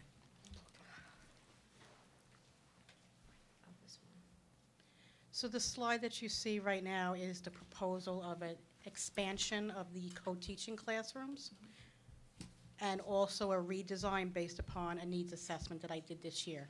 So as the community knows, we were very excited this year to launch it. This was the first time that Cold Spring Harbor had elementary co-teaching classrooms. So we're very excited in regard to the successes, and I just open the floor for questions. I have a, Thank you. question. I was unsure on this. So with the new proposed ICT program model, where we're including more classes, and then the discussion, it's not on the screen, of the high school too. Will there be additional, like, where are the additional teachers needed, and how are we moving around the teachers we already have? Does that make sense? Because we're building off. So with the new proposal, we're going to have to hire new special education teachers. Okay. West Side in particular, you'll see with the breakdown of FTEs, that has the largest increase because we are adding 2 separate grades. So currently, they do not have second grade. We are anticipating a larger number this year coming from Goose Hill, that the home school is West Side. Lloyd Harbor, the reason for the increase is maintaining our staff, but also looking at increasing the amount of time that our special education teacher is in the room. So currently, for those of you who are aware, we have the special education teacher pushing in the double ELA and the math. And then we had a teacher assistant the rest of the instructional time. We have run into some challenges this year in regard to the hiring of highly qualified teacher assistants, as well as maintaining them, and for staff consistency purposes, as well as all the other benefits that I indicated with the new model that we can go over step by step.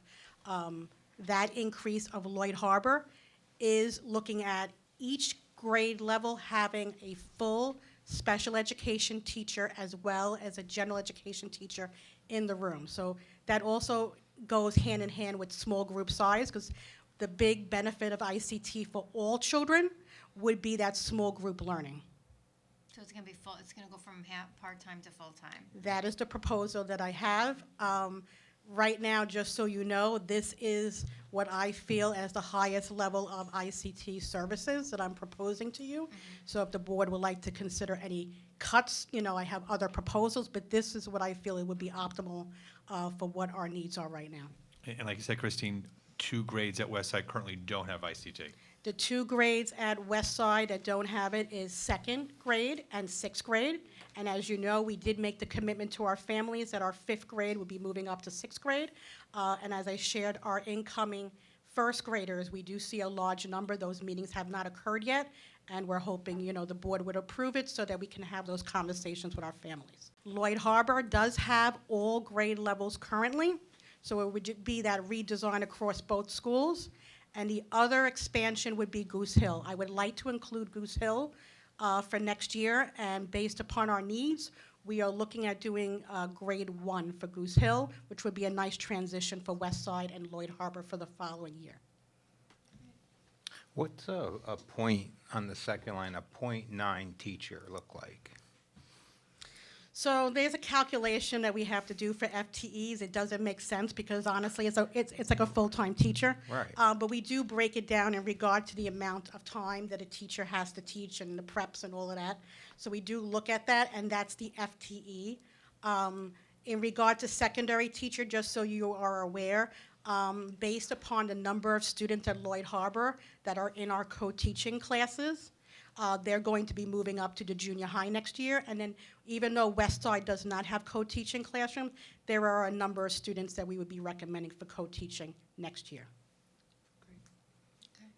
But Thank I you. completely agree with you. With the FTEs, it's like, what is a .9? What is a What's a .9 .47? person, right? And keep in mind, Teaching 4.5 classes. Right. That's what that really means. Point- Each class is .2, Oh, and then that was like a. I didn't know that. Yeah. Instead of 5 classes. At the secondary level. Still Elementary's learning. a little bit more Yeah. challenging at times. Thank you.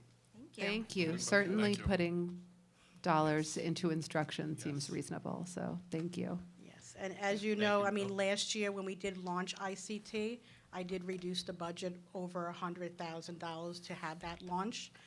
So I do know that the amount is significant that I'm asking for this year, but when you look at the budget for 23-24 compared to what the budget would be for this coming year, it's about a difference of $13,000. Thank you. Good. Any questions about the chairperson position?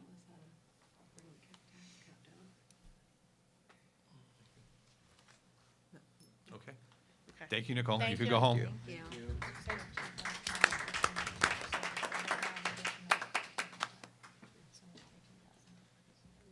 Still on. Hello, everybody. Good evening.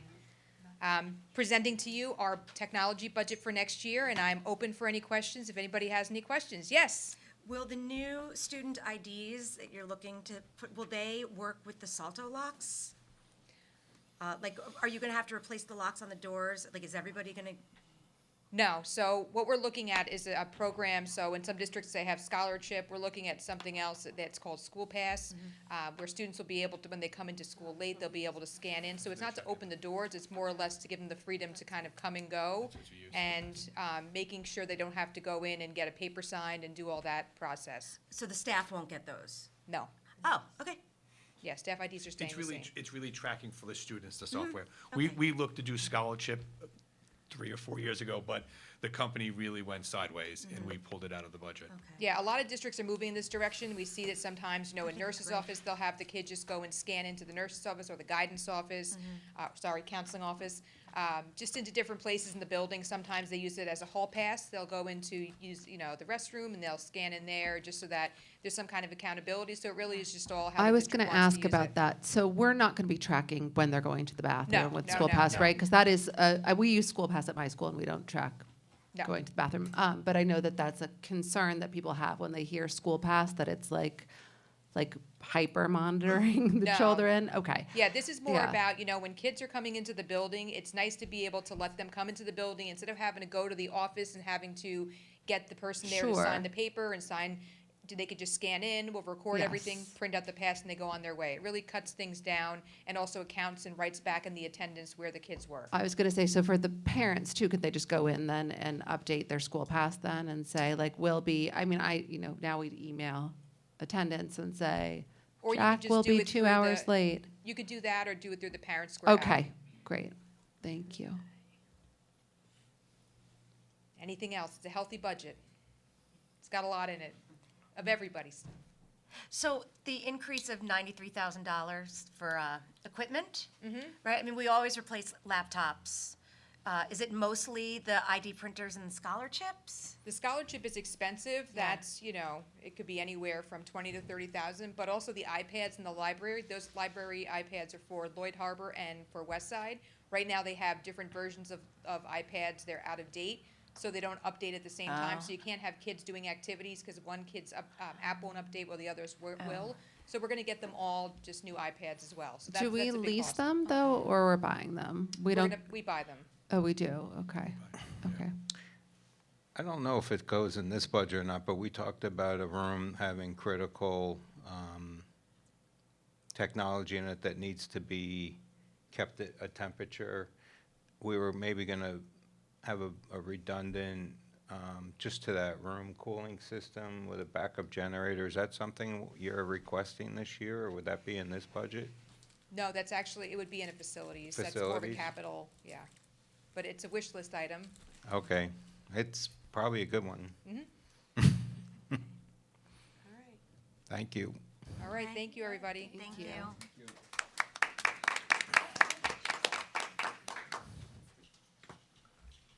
Nicole, you can go home. Okay. Just making sure. Brian and Megan, you guys could go home too. I'm thinking, you guys don't have a presentation. You guys could go. Well, everyone who hasn't gone can go home. It's up to you if you really want to stay. There's not extra points. No, believe me, there's extra points for going home. We need you here tomorrow. I want to go home too. Good night.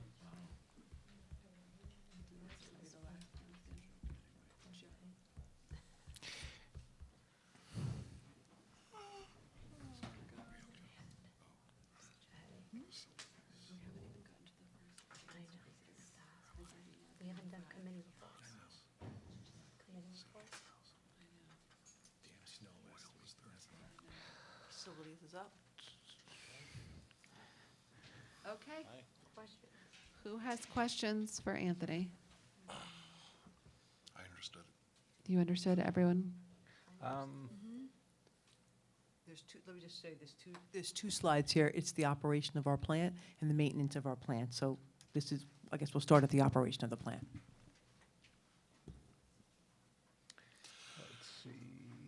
We've got lots of toilet paper. We don't need to buy more. We do well with supplies. Okay. Supplies.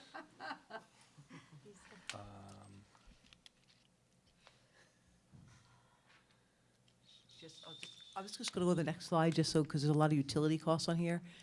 These are just the Department of Labor look back over the prior year of where some utility costs, there have not been big changes over the last 12 months, other than in electricity, Okay. just so you see why the budgets are pretty much the same.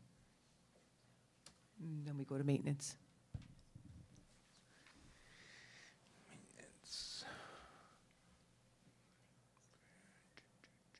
So utility repair and maintenance, RPZ testing, is that the oil, is that the underground storage tank testing? The RPZ? Yeah. The RPZ is a backflow prevention devices that we have at each building Oh, to reduce the pressure zone. So they come in and they have to just do a certification to make sure the equipment's operating properly, so we don't have a backflow into the building and could bring in contaminated water.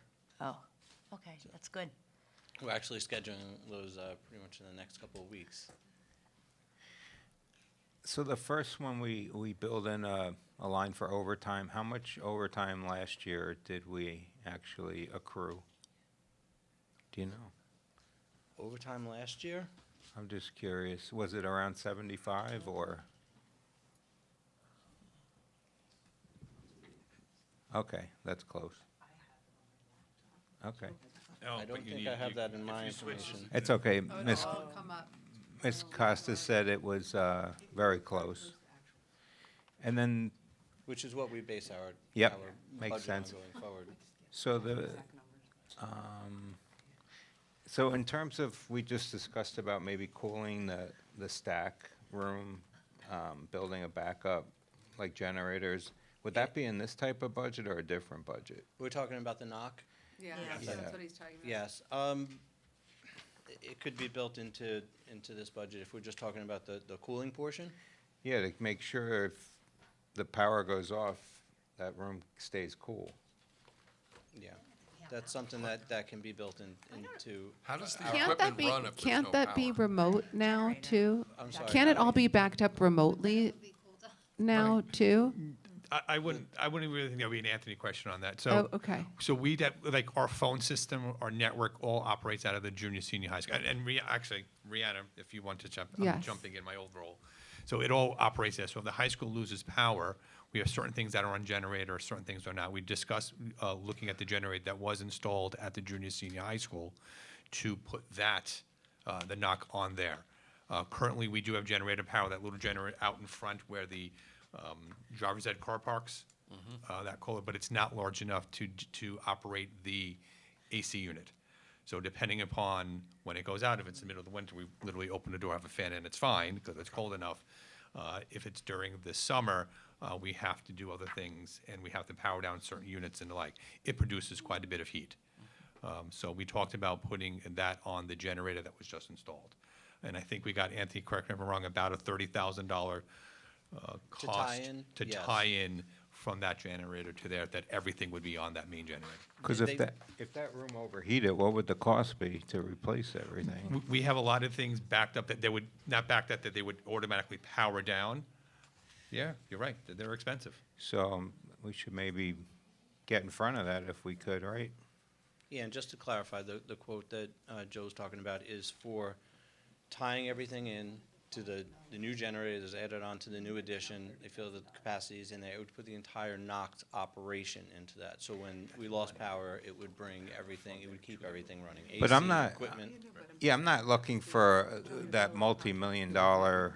Oh, that was the John Grillo project. It was $5 million, Yeah, no, and no. now it's a $30,000. Like, that's a significant difference. I'm looking for, Yeah. the kind people have for their homes, just for that room to keep critical those equipment cool. are like $5,000. The one outside, and no? I'll be wrong, it's 100 kilowatts and it's not enough. The It's- Kohler? I think I the have an Kohler, extra yeah. one in my It's garage. a Kohler unit Yeah, outside. it's a big unit. We have a lot of equipment in there. Okay. Yeah. But shouldn't we, I know that was your recommendation, right? Ms. Dr. Fulton, so I think we should consider That's building it in a budget What if that equipment gets fried? We'd either have to replace it, or is it covered under insurance, or is that gonna be a loss? I mean, I'm not looking to waste money. No, I guess it depends on how it would go down, but there would at least, there would be some downtime if we had to replace it. Okay. Okay. We do back everything up, so we would be able to replace it back onto a new server. That's all backed off off-site in the cloud, all the images. Okay, great. Thank you. Thank you. Thank you.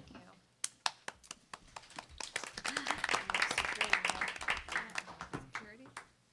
Next, we have school safety with Rick Smith.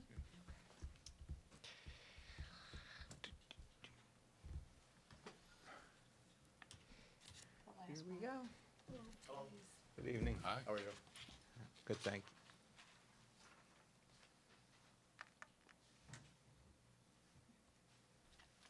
Here's his budget. Does this have that fencing we talked about in there? This isn't in this, no, sir. No. Okay. Next year. We're hoping to do that this year.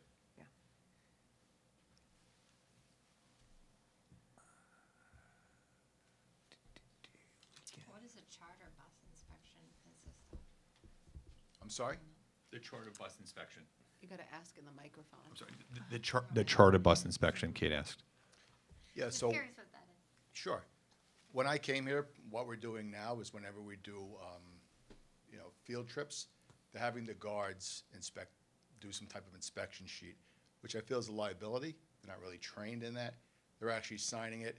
I have no training in inspection, and they're asking them to inspect. On that sheet are things like checking the grease hubs and the, inflation of the tires. Those are things I don't think a guard with no Yeah. expertise in that field should be doing. So I looked into it. BOCE's offers that service. Great. I know I've been working with Christina on it, and they'll come out prior. They have DOT inspectors. They handle it. It's not part of the school district anymore. It's kind of off our plate, which I think protects us. That's Yeah, amazing. that's great, and they're Thank experts you. then. Thank you. Good job. Is there, again, anything on this list you'd like that you didn't ask for? I'm going to ask the superintendent to cover his ears. I'm not a tech guy. I'm more worried about the people behind the tech. Yeah. We have great tech here. He did a great job. Dr. Fulton does a great job. But I'm more worried about the people, the equipment's only as good as the people behind it. Yes. There's nothing more secure than a jail, and people escape jails. Not because of the equipment, because of the people. So my focus is on training, making sure the guards we have here are doing their best job, Yeah. making sure I have the right people in the right position. That's my whole focus. And this budget addresses that, or? It does. Yep. Yes, sir. There are new posts in there. Great. Thank you very Thank much. you. Thank Thank you. you.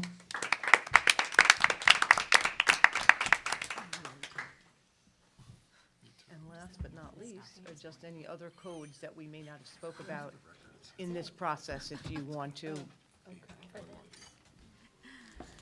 Or do-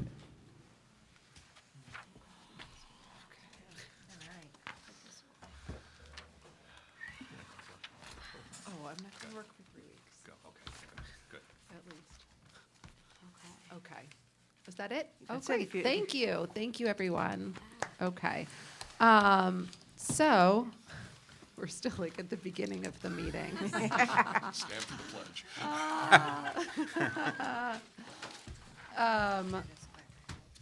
Committee reports? Just real quick, Yeah. policy had met. We're also meeting again this week. We started looking at policy 6700 on purchasing, which is relevant to a lot of what we discussed tonight. So we're looking to tweak the level that bids have to be done and lower it from 35 to 20, and also put changes in potentially to how we have to go out for competitive bids. But it's a work in progress. The other thing, I think we were not done with policy 5500.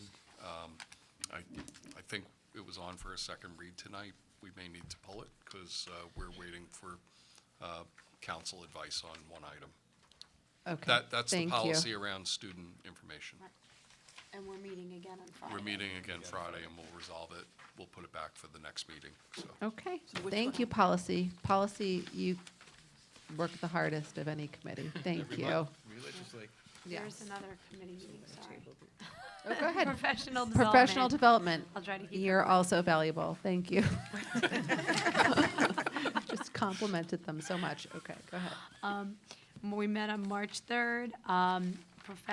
It was discussed to have professional development to improve the process for recommending advanced coursework, along with a data collection system for behavior, classroom management PD, and a single theme focus for all PD for each school year. Themes for the next year was discussed.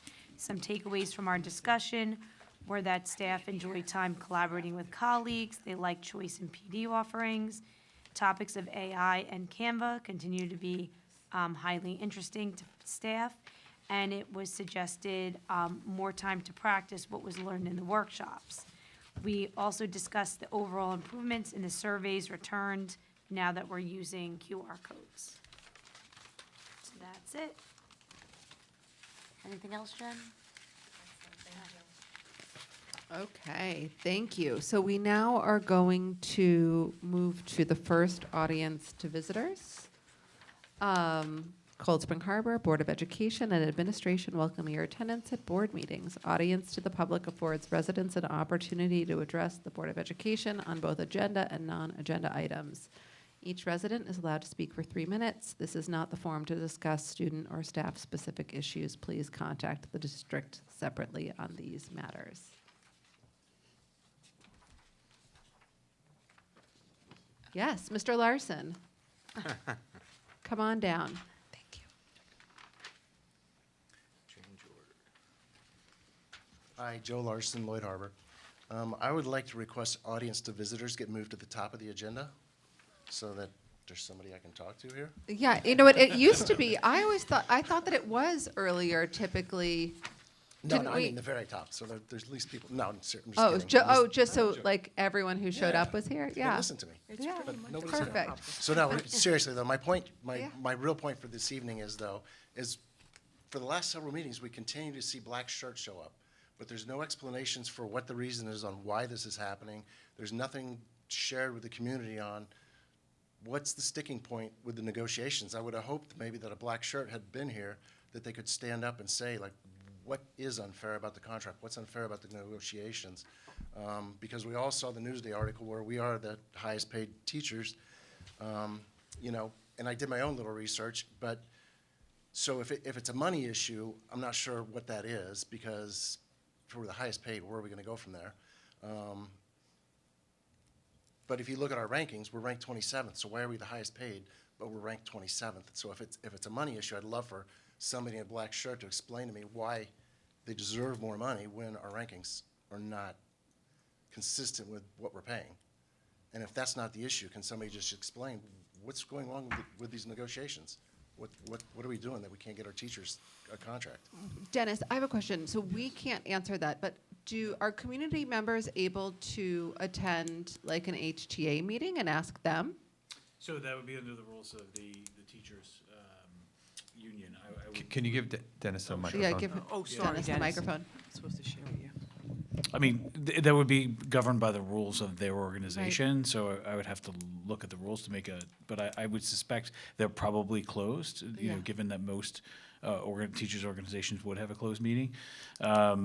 So, yeah, but the board cannot answer that question in public, Right. you know, session tonight. Thank you. You're welcome. That's it. Thanks, guys. Thank you. Thank you, Joe. Anyone else? No? Okay. All right, we're going to move to the approval of minutes. We're going to do February 11th. All were present. May I have a first? Kate, may I have a second? Heather, any questions? All in favor? February 26th, also all present. Our attendance has been excellent. First, Lisa, second, Heather, any questions? All in favor? Thank you. All right, we now move to personnel recommendations of the superintendent. Neither one of these is for this, right? No, okay. We will take appointments on pages 2 through 10 as a slate. May I have a first? Heather, may I have a second? Bill, any questions? All in favor? Okay. We now move to business recommendations. We will take donations, budget transfers, health service contracts, claims and auditors' reports on pages 10 through 12 as a slate. May I have a first? Kate, may I have a second? Bruce, questions? This includes the getting the money back from the projects. Oh, that's next. Okay, thank you. Okay. All right. All in favor? Not sure. Thank you. Okay, oh, change orders. Thank you. We will take the 5 reduction change orders on pages 12 through 13 as a slate. May I have a first? Bill, a second. Mark, any questions? So last meeting, we tabled it. This meeting, we're taking it. Yes, so we did, we tabled anything that was related to the bathroom that we had questions on, and I did ask council about whether or not it was appropriate for us to sign it with the questions that we had on the project, and the answer was that it is still okay to Very good. sign and accept the money back while we're still asking questions. And we also pulled them out as a separate Yes. section and then did a little more worded saying that's reduction to it's more clear as to what these were. Very good. So I have a question on just related to these. So I see we're getting 128,000 back. Is that cash, or is that just money was moved from one fund to another? Great question. The way it works is the contract signed with the contractor. I'll use an example, $300,000. Built into that contract is a $15,000 allowance. That contract actually gets filed with the state of New York. When you are not using an allowance, you need to tell the state that your contract is no longer $300,000, it's $285,000. That is how that contract gets revised up in SED by a reduction change order. You did not use that money, so the contractor will never be paid that money. Therefore, you will never get building aid on that money because you never expended the So it's money. only a billing change, so we won't get billed for that. It's not like we ever laid that money out. That is correct. Okay. And these are these all allowances being returned?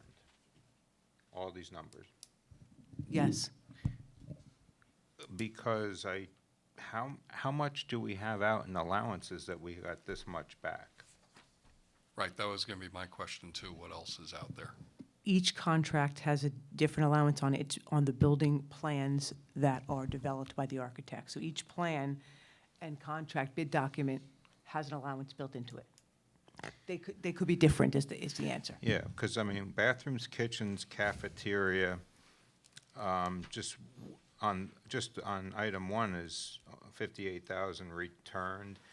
The allowances we're seeing were like 5,000 each on the change. And then 2 of those allowances were actually taken. I don't understand, how many allowances were out there and how much money's coming back. I was very concerned to hear that the allowances are determined whether they're gonna be taken or not. With you not being involved or Mr. Clemens not being involved, it's between the architect and our construction manager. That is We're- true. That is the process. Yeah, we gotta currently at change that. There's no Coldwell. oversight. I mean, I think the way it's set up is that Park East and Grillo have to work together, and that's the oversight in some form, because Park East is working on our behalf as their construction managers looking out for the work. But we can always add another layer in. Yes, we certainly will, yep. But in this change order, in each of the documents that support those change order, for example, that $58,000 was actually original change order of $65,000. It's in the supporting documents too. This change order. I'm looking for the allowances, though, the total allowances that were taken and that are being returned. We need to know that number. You can't get it tonight, but we need to know it. It's attached to each of the backups. So when you follow, Okay. when it says the allowance total was $65,000 and we're being returned $58,000. So each one of these has an attachment in the agenda, and the agenda identifies what the total allowance So is. since That's you- only for these 5 contractors. Oh, yeah. They're for these saying five. what else Who is, else? but Yeah. we don't know Oh. what, you're saying we don't know what else is out there yet until it, We can get a list of that from there. We can get a Yeah. list of that. Thank that you. would, oh, what has been put out, but you don't know what could be coming back, is that right? Right. Correct. Also, Since Okay. we're not in the approval process, but we can try and we can get an update. Yeah, we should have that Since you information. have been in the district, how many allowances have been returned like this? This is the first since I've been here. 0. This is the first time. Why is that? Why all of a Because sudden? all of the sudden we asked questions and all of a sudden the money came back. Yeah, why, It's a why all of a miracle. sudden are there allowances being returned when you've been here how many years? 8 or no? No, this- 4. Only my third year. 3 years, Third year. 3 But years. this is the Sorry. first return of the bond money Sorry. projects that are out there. So this is really capital work that's really started up when we voted on the bond This issue. is the first time they could have come back?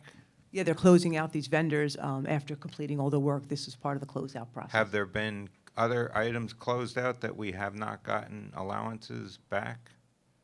There may have been. Because I'd like to see that list of how many projects where they took the full allowance, all 4 trades. Because if that number is consistently, they're all taken, and now all of a sudden they're not, I just want to see that. Okay, we can get a That's list a great of that. question. We can get a list of that. Thank you. Thank you. Okay. Everyone else good? All in favor? Thank you. Okay. I've lost my place. Additional business Six. matters. Sorry, no. Six. Page 13. Alex, you have 3 I'm walk-ons. on a different script. What? Oh, Three walk-ons when you get to this section. Okay, thank you. Sorry, I just need to get to my page here. Oh, this is special education. Is that where I am? No. No, one Additional above it. business matters. Additional bit, business yeah. matters, thank you, okay. We're gonna take items on page 13 as a slate, and these are not part of this, right? You're going to The take items walk-ons. 1 to 4 as a slate, but with 3 additional walk-ons.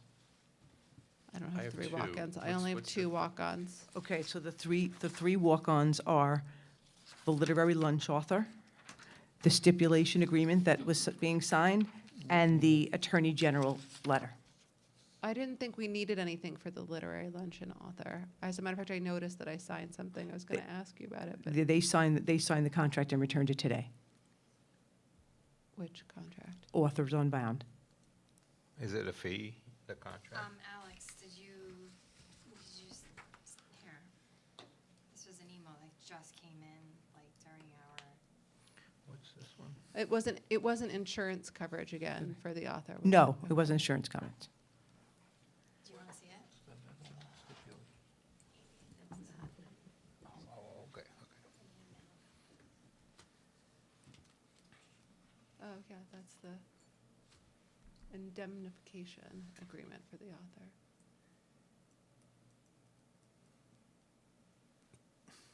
I know I signed something.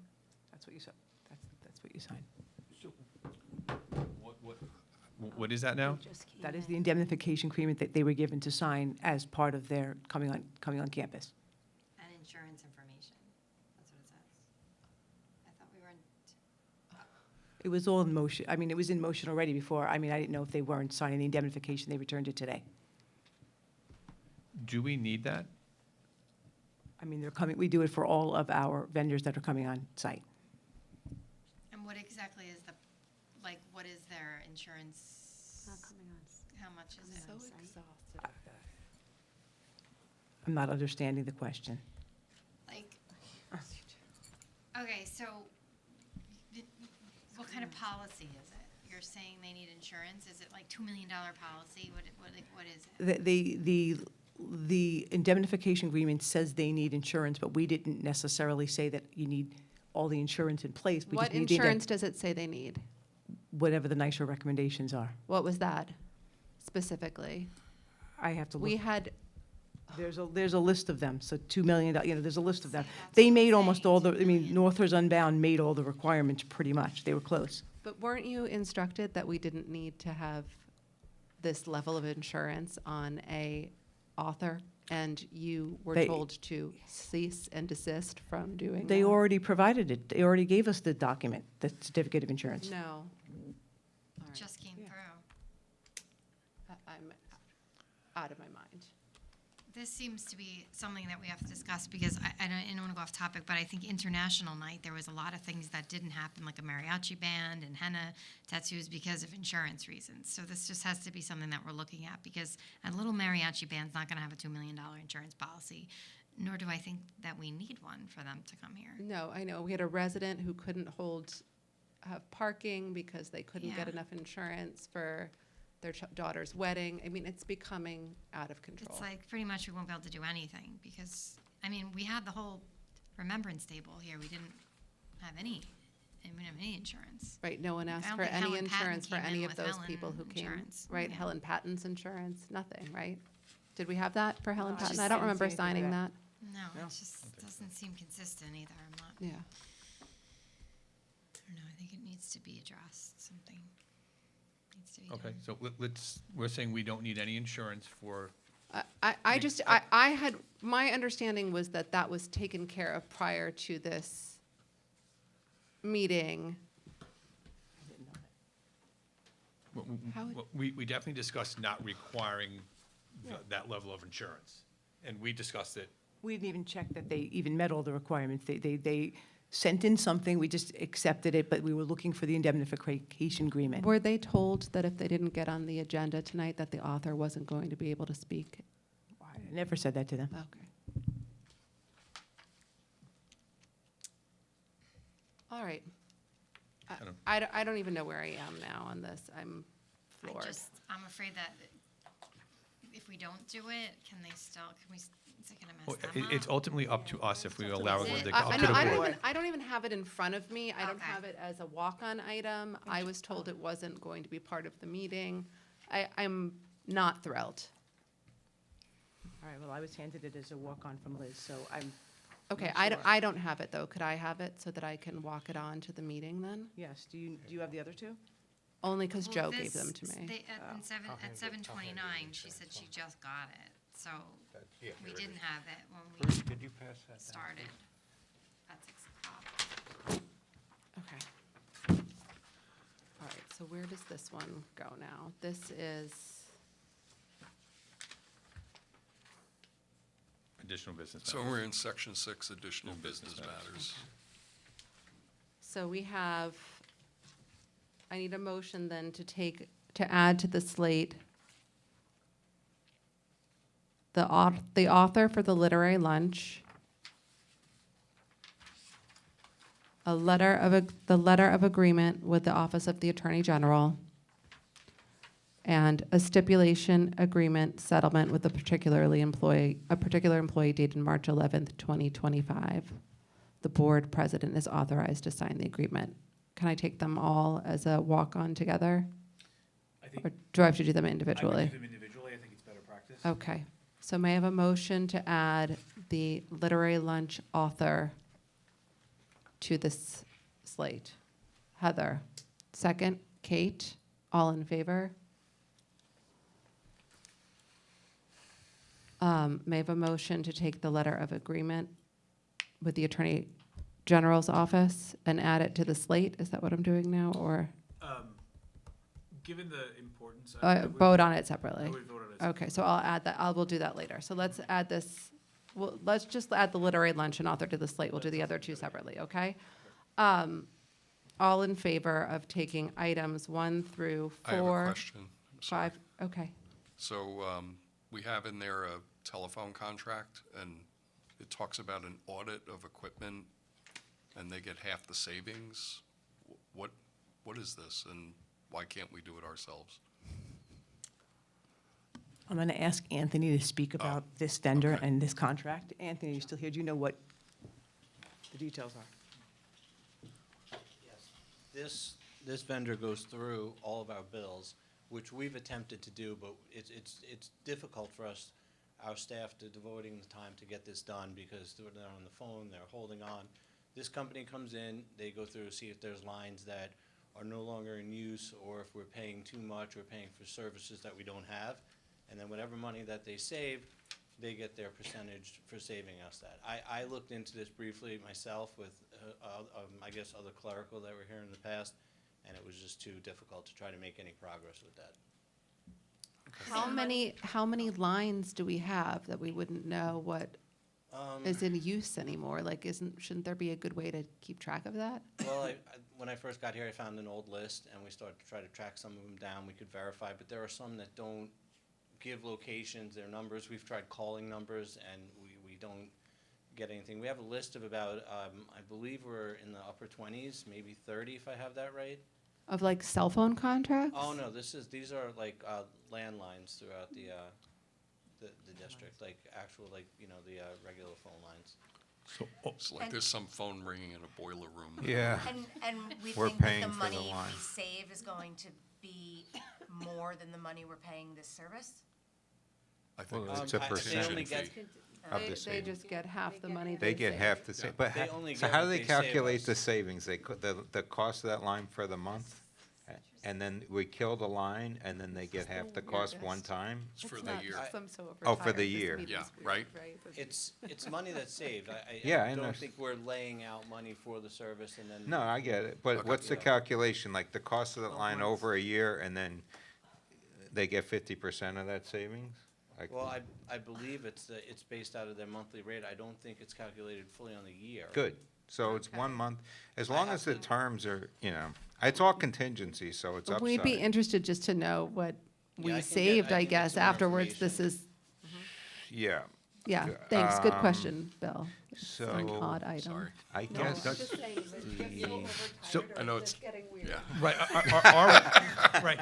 Our regular phones, like in the office, they're all digital. They're Cisco phones, so they go through the network. Right, yeah. It would be if there's they call them POTS line, plan on telephone, if there was something that we don't know about. Because I feel like I'm getting We all are. So they pay, we pay by the line here, is that it? There are two phones. We do pay for the line, but anything that is a office phone, Cisco phone, we know exactly what we have. We pay a license to do that, because we could do 50 simultaneous phone calls at the same time. Okay, Dr. let's put- Fulton, is this done at other districts, like to clean that? Yeah, housekeeping? Yeah, of course, Yes, yes, yeah. please. I actually did this 2 districts ago, and we had about 50 phone lines. Yep.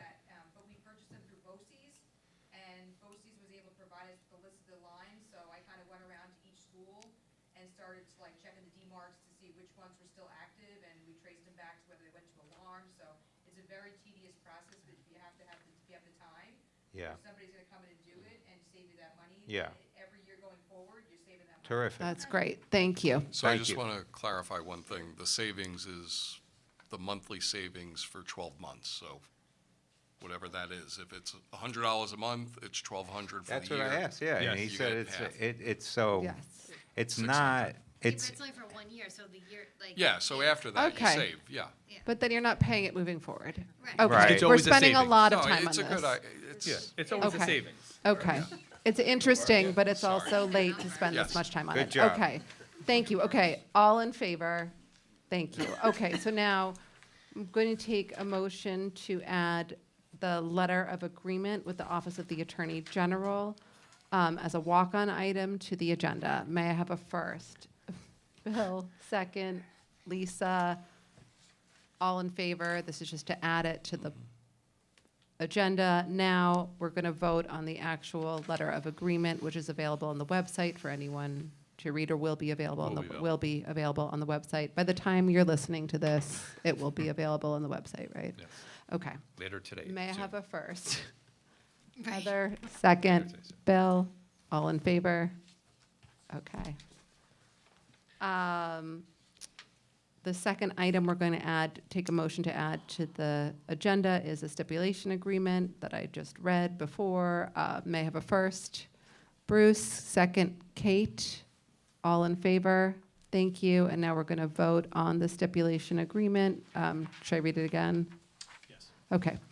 Resolved that the Board of Education approve the stipulation of settlement with a particular employee dated March 11th, 2025, and that the board president is authorized to sign said agreement.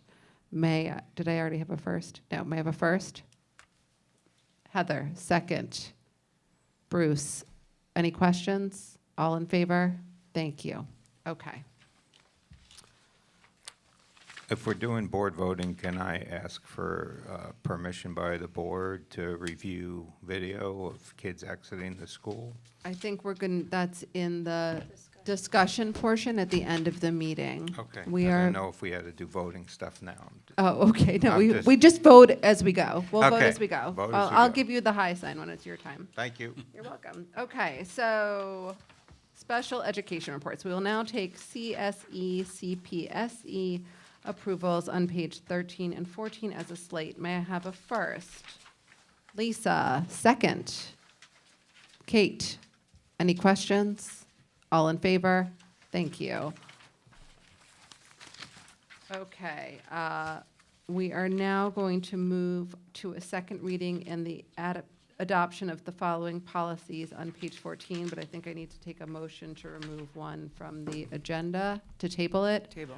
So we're going to table its student records. Is that what it is? 1 and 2. Yeah.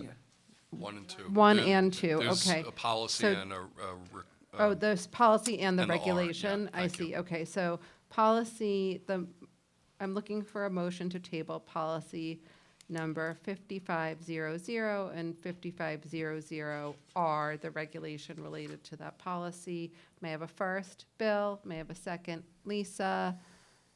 We've already discussed this. Anyone have any other questions? All in favor? Thank you. Okay, now we're going to move to a second reading and an adaptation of policy 5605, student voter registration and pre-registration. We're going to vote to waive a full reading of this policy and adopt it.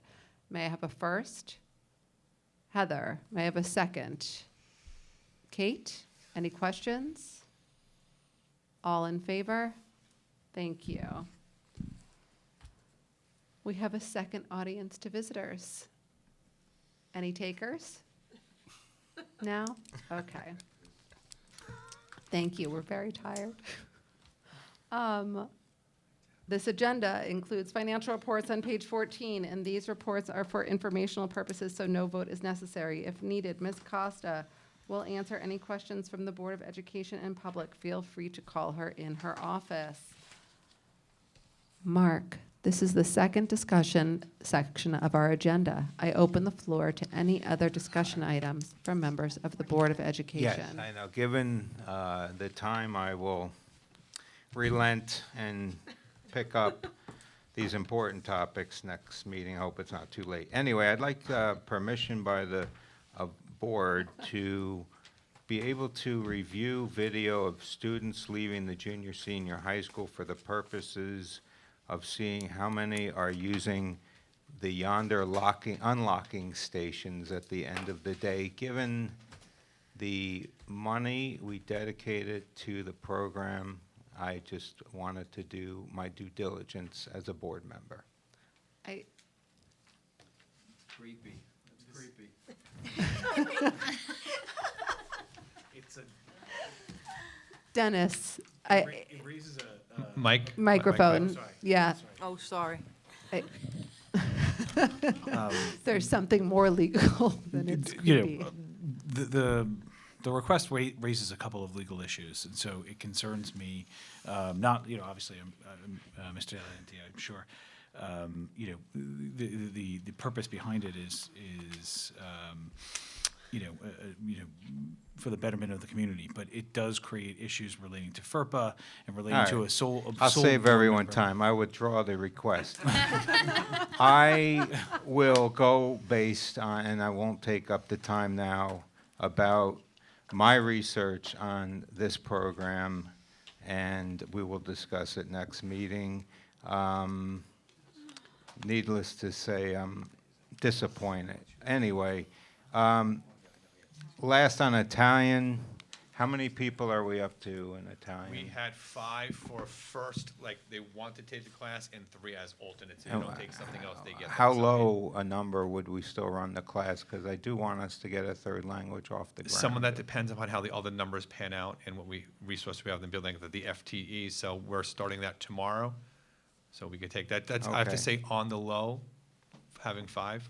And I know it's late. I'll just say this. I thought about it after the last meeting, and I was told, you know, culture, food, history helps you learn the language. I know Italian culture, food, and history, and I still don't speak Italian. So I think that we need to focus less than 40% of the class on those items, and, you know, it's late, let's do Italian as a language, less as a food and, you know, history class, and that's all I'll say on that right now in the interest of time. I think the board seemed to share your concern when the conversation was that all language classes have that much culture as opposed to language instruction. So that's a great topic for another meeting. Right, another Thank you. meeting, and I'll get to Okay. other things at other meetings. Next Okay. meeting, hopefully, more streamlined, so I yield back. Thank you. Okay, Mark, we appreciate it. All right, thank you. May I have a motion to adjourn?